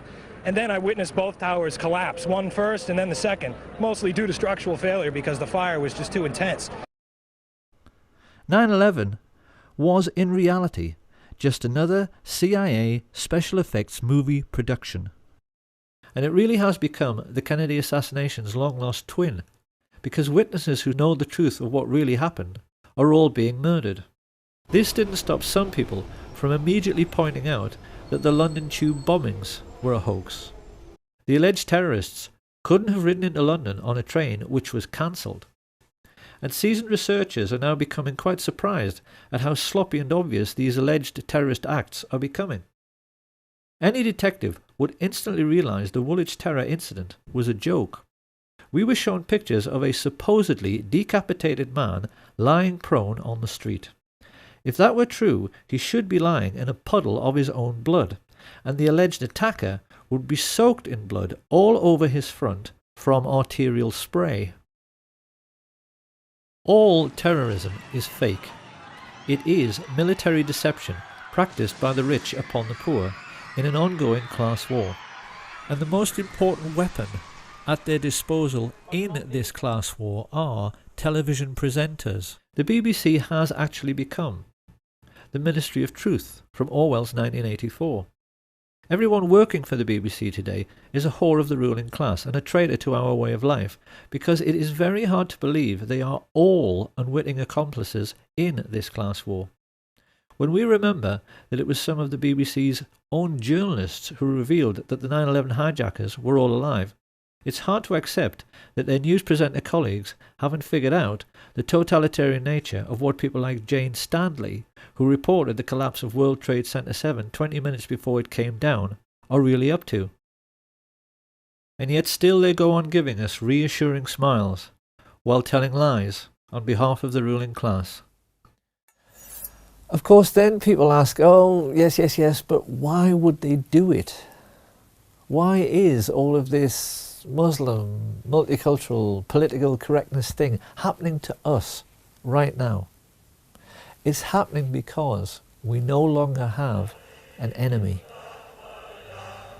Tourists today can visit what used to be the Eastern Bloc, and they can photograph the derelict, rusting heap of scrap metal, which used to be the Soviet war machine. It has gone, and this has created an unprecedented political situation which the world has never seen before, in which there is only one superstate, the Anglo-American alliance. No other power on earth today is capable of fighting a war on the grand scale. China, North Korea, Russia simply do not have the economic resources. So in order to make us believe we still have an enemy, and therefore have to live in fear, the rich had to provide us with a new enemy. And this is why in recent years they've encouraged unstable Islamic people to emigrate to the West. It's to provide us with a ready-made enemy. This is their master plan for this single superstate age. And it's for this reason that they perverted political correctness, to make people believe that anybody who refuses to go along with this new doctrine of multiculturalism is the worst person of all. In the West today, we've become quite used to seeing confrontations between the alleged lunatic fringe of Islam and indigenous white men who are trying to defend their culture from foreign influences. What groups like the EDL do not understand, however, is who is really pulling the strings here? Who is behind this? who arranged this fight, because any Roman senator would tell you this is simply the old maxim of divide and rule. The Romans invented this system. They always made sure that every conquered region pushed together tribes who were traditionally hostile to one another. The British copied this method after World War I by redrawing the entire map of the Middle East to make sure that the new boundaries always set one Arab tribe against another, particularly the Kurds. What we see on the streets of Britain and America today is the same thing. The whole idea is that while you're fighting against Muslims and they're fighting against you, no one has the time to stop and think about who actually created this situation and who their real enemy really is. The rulers of the Middle Ages arranged a never-ending religious war between Catholic and Protestant for precisely the same reason. Now, why must we always think we have an enemy? Because the ruling group always maintain their position in society by controlling the population through fear. Think about it. If we don't have an enemy, would the public be prepared to pay for the army? Would we be happy to pay for MI5 so that they can read our emails and put a surveillance camera on every street corner? Big Brother has to have an excuse for watching us all the time. And what they call national security is always the perfect excuse. The moment you make a world at peace, it's gone. The keystone in the arch of ruling class power is gone if we don't have an enemy. So the rich are always going to provide us with an enemy forever. And the lesson we need to learn from all of this is that everything in our lives is and always has been a rich man's trick. When people think of ancient Rome, they always tend to think about the gladiators in the Roman arena. But something people don't realise is that Roman amphitheatres were a scam. They were perhaps the very first big confidence trick in human history, played by more cunning rich men upon a naive public. What Caesar did was to say to the Roman Vulgate, I will give you gladiatorial games, but only if I can have your votes. And he only offered this bargain because he knew the Vulgate loved the games more than they loved anything. This is how the Roman maxim, panem et circenses, bread and circuses, became established. Because Caesar was the first politician to understand that if you give people what they want, they will tolerate being ruled. By this means, Julius Caesar made himself into the first dictator whose fortune was protected by a professional army. And everything that every ruler has given us since Caesar has simply been another rich man's trick. Religion is a rich man's trick. It was invented because wealthy rulers realized the population was getting too big for soldiers to watch over constantly, so they replaced the idea of having many gods with one single god, a simple idea simple men could understand, who could see what everyone was doing all the time. The idea of one God became the surveillance video of the ancient world. In the Middle Ages, the same sort of people grew rich by charging people for the forgiving of sins. And when a new age dawned with the coming of Industrial Revolution, they invented new tricks to control the population explosion, like censorship. Every grown-up knows that there is one law for the rich and one law for the rest, because the justice system is a rich man's trick. Mafia godfathers like Sam Giancana walked free from American criminal courts over and over again by taking the Fifth Amendment, because it is a criminal's law. And it's the same with everything else. The media is a rich man's trick. The tax system, because the rich never pay any tax, is a rich man's trick. Political correctness is a rich man's trick. The murder plot to kill Lady Diana Spencer was a rich man's trick. And the war on terror, 9/11, the London Tube bombings, the Woolwich terror attack, the Kennedy assassination, all of it is simply another rich man's trick controlling how we think. Now, once again, it is very easy at this point to imagine the reaction of conservative politicians, who will of course try to laugh this off and scoff. Everything is a rich man's trick? Are we seriously suggesting that the Cold War was a rich man's trick? Now, in your research and analysis, and your efforts to bring out the facts about what was going on in our society, did you encounter any effort to discourage you, to prevent you from bringing out the background of America's involvement in the financing of international communism? Yes, very definitely. For example, when I was at the Hoover Institution, in 1972, I went to Miami Beach to give some testimony before the Republican National Committee.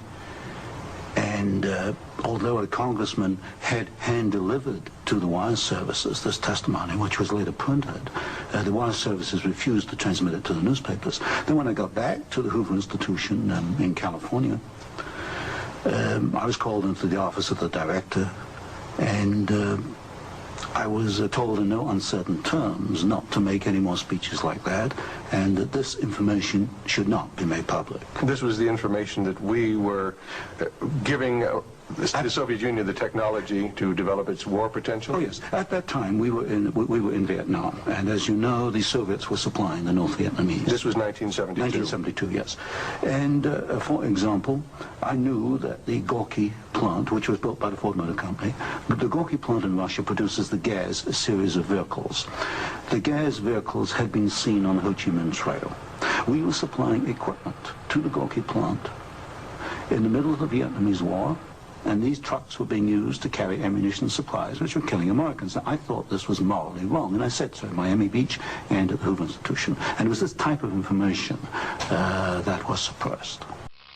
The rich would much rather we didn't think at all, and certainly not about the wise words of the columnist Claire Rayner, who once famously said that the only reason we now have to live under kings and queens and presidents is that in past ages their ancestors were the best thieves.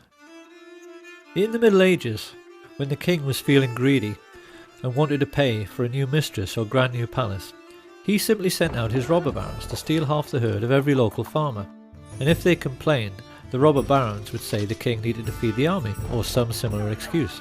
That is how it was done then. But today, the ruling class face a different problem.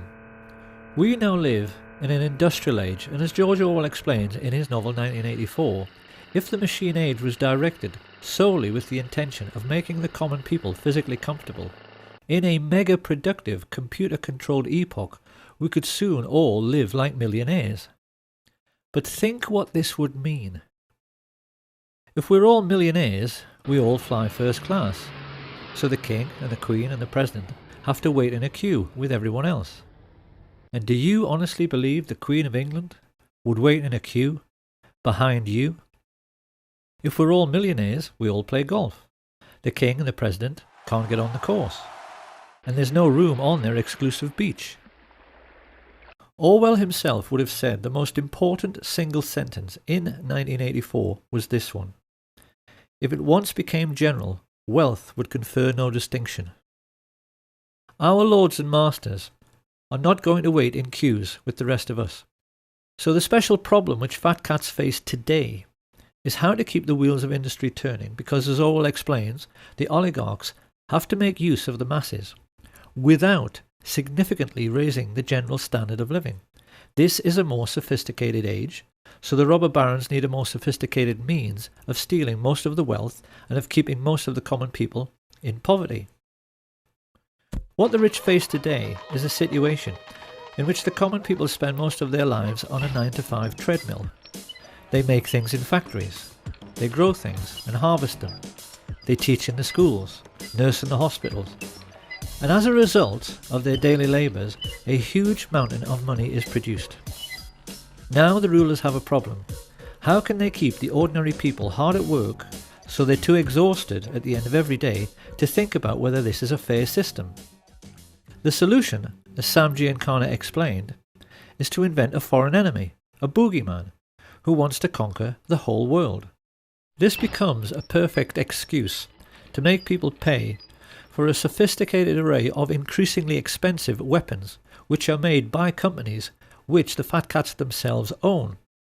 And in one neat little scam, the modern robber baron has a means of stealing most of the wealth produced by Western society, while leaving the common people with just enough crumbs to keep them going. Every year, America's oligarchs take $3 trillion out of the United States economy. According to some estimates, we cannot track $2.3 trillion in transactions. $2.3 trillion with a T. That's $8,000 for every man, woman, and child in America. This is how the rich have rigged the system, so that it benefits them at the expense of everyone else all the time. But in order to keep this fraud going, the public must always be convinced of the need for military expenditure. This is where all the phony terrorism comes in. And if we want to find out who is behind this ongoing hoax, we only have to look at Securicom, the company in charge of World Trade Center security, who removed all guards and sniffer dogs from the buildings on September 10th, so that the charges which brought down the towers in controlled explosions could be planted. If we now ask, who is the chief of Securicom? Who do we find? Marvin P. Bush, brother of George W. Bush, son of the man who orchestrated the plot to assassinate President Kennedy, and grandson of the man who made the family fortune from Auschwitz slave labor. The Bush family and their rich friends have been behind all of it. During his time as president, George W. Bush connived with Tony Blair to introduce a deliberate policy of allowing unbalanced and aggressive Muslims to flood into Western countries. They did this in the hope that they would commit atrocities in their adopted countries, and they were actually delighted when the Washington DC sniper and the Fort Hood shootings made headlines, because they knew such events would make it easier for the public to swallow the idea that 9/11 was simply more typical Islamic terrorism. The truth is that Islam is simply being used like a pawn on a chessboard in a game the fat cats have been playing since World War I. 70 years ago, they gave us what they called their Hitler Project. 50 years ago, it was the JFK assassination project. Today we're having to suffer the War on Terror project.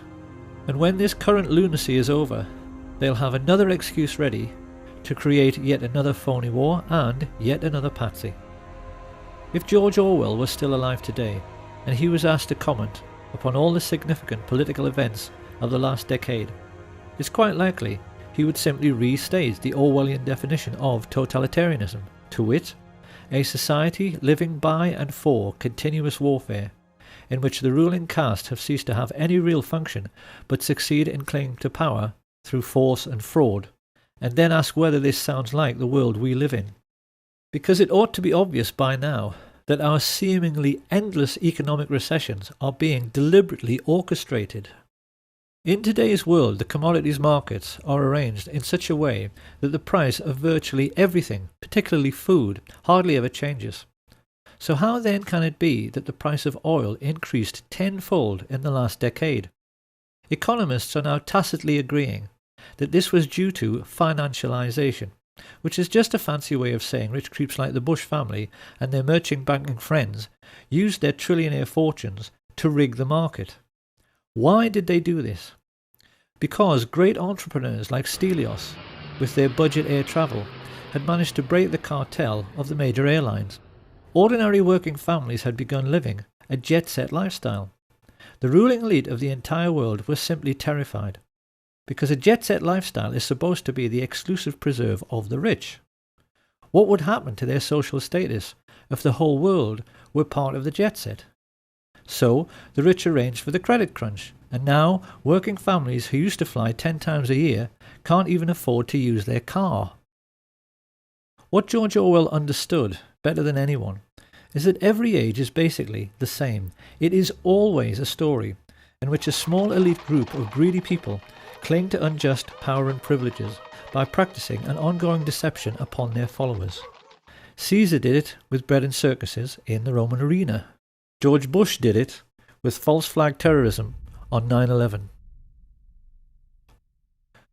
British newspapers have told their readers that the Queen of England is only the 10th richest person in the UK with a fortune of $3 billion. But experts who have calculated her real wealth reckon that her ownership of 1/6 of all the land on planet Earth puts her true fortune nearer to 22 trillion. And they also estimate the true wealth of the Queen's merchant bankers, the Rothschilds, the people who started all of this greed by lending money to the Harrimans and the Morgans, to be at least 100 trillion. So finally, we have to ask, what is to be done about all this? For in the case of America, it is obvious that in order to honour the memory of President Kennedy, Americans are now duty-bound to finish his work by finally ending the worldwide tyranny of the CIA. The time has come for ordinary Americans to ask their strong men in uniform just exactly what and who they think they are defending. And they better not take too long about it. Having established Islam in the West in order to provide us with an enemy, the elite have recently started on the second phase of their master plan, which is to wipe out anyone who is sick or disabled. In Britain, this has been manifest in the Atos scandal, which has stopped all welfare payments to people with terminal illnesses and allowed invalids who in some cases have no limbs to starve to death. The extermination of anyone considered feeble-minded or infirm was exactly how the Nazi regime began. And now they've started doing it again. What most amazes me in all of this is the naivety of the good people in the truth movement, who go on and on and on saying they want an independent inquiry.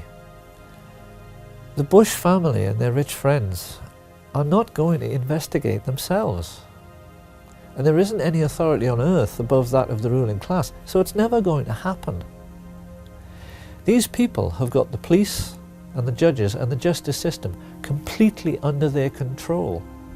The Queen of England cannot be prosecuted for anything, not even genocide, in a Crown Court, because the Crown Courts are hers. She owns British justice. The only way to change our corrupt system is through revolution. Everyone has to sign up to the Revolution Now website, and then the people have to march on Washington, just as they did for CIA agent Barack Obama's inauguration. Only this time they need to kick him and every other crooked politician out and take power genuinely for the people's sake. And once again, they better not take too long about it, because the last time the rich decided to play a really big trick on the world, 6 million lives were extinguished. Supposing they decide to give us the world's first incidence of phony nuclear terrorism by dropping an atomic bomb on Cleveland or Birmingham or on Chicago, what then?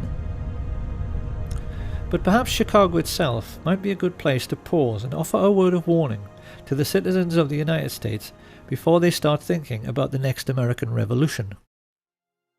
We should always remember that Al Capone was seen as a hero by the ordinary working people of his own time because he gave them what they wanted: booze, sex, gambling and drugs. And some Americans have even been candid enough to admit this. We all play numbers, we all go to the racetrack, you know what I mean? We all cheat a little bit. It hardly needs saying that Giancana, Marcello and Trafficante would have gone out of business in no time if ordinary Americans hadn't been so fond of cocaine. And in the post-war period, many writers have noted the way in which the United States not only manifestly tolerated organized crime, but even seemed to be enchanted by it. It's a cultural phenomenon which has led many foreigners to wonder whether there is some sort of latent criminality in the very fabric of American society, because there does seem to be some sort of tacit agreement amongst all Americans that killing a man should always be considered an option if it looks as if he might cost you a large sum of money. Suppose we'll have to kill him. I don't suppose you have any ideas on that, Diana. Well,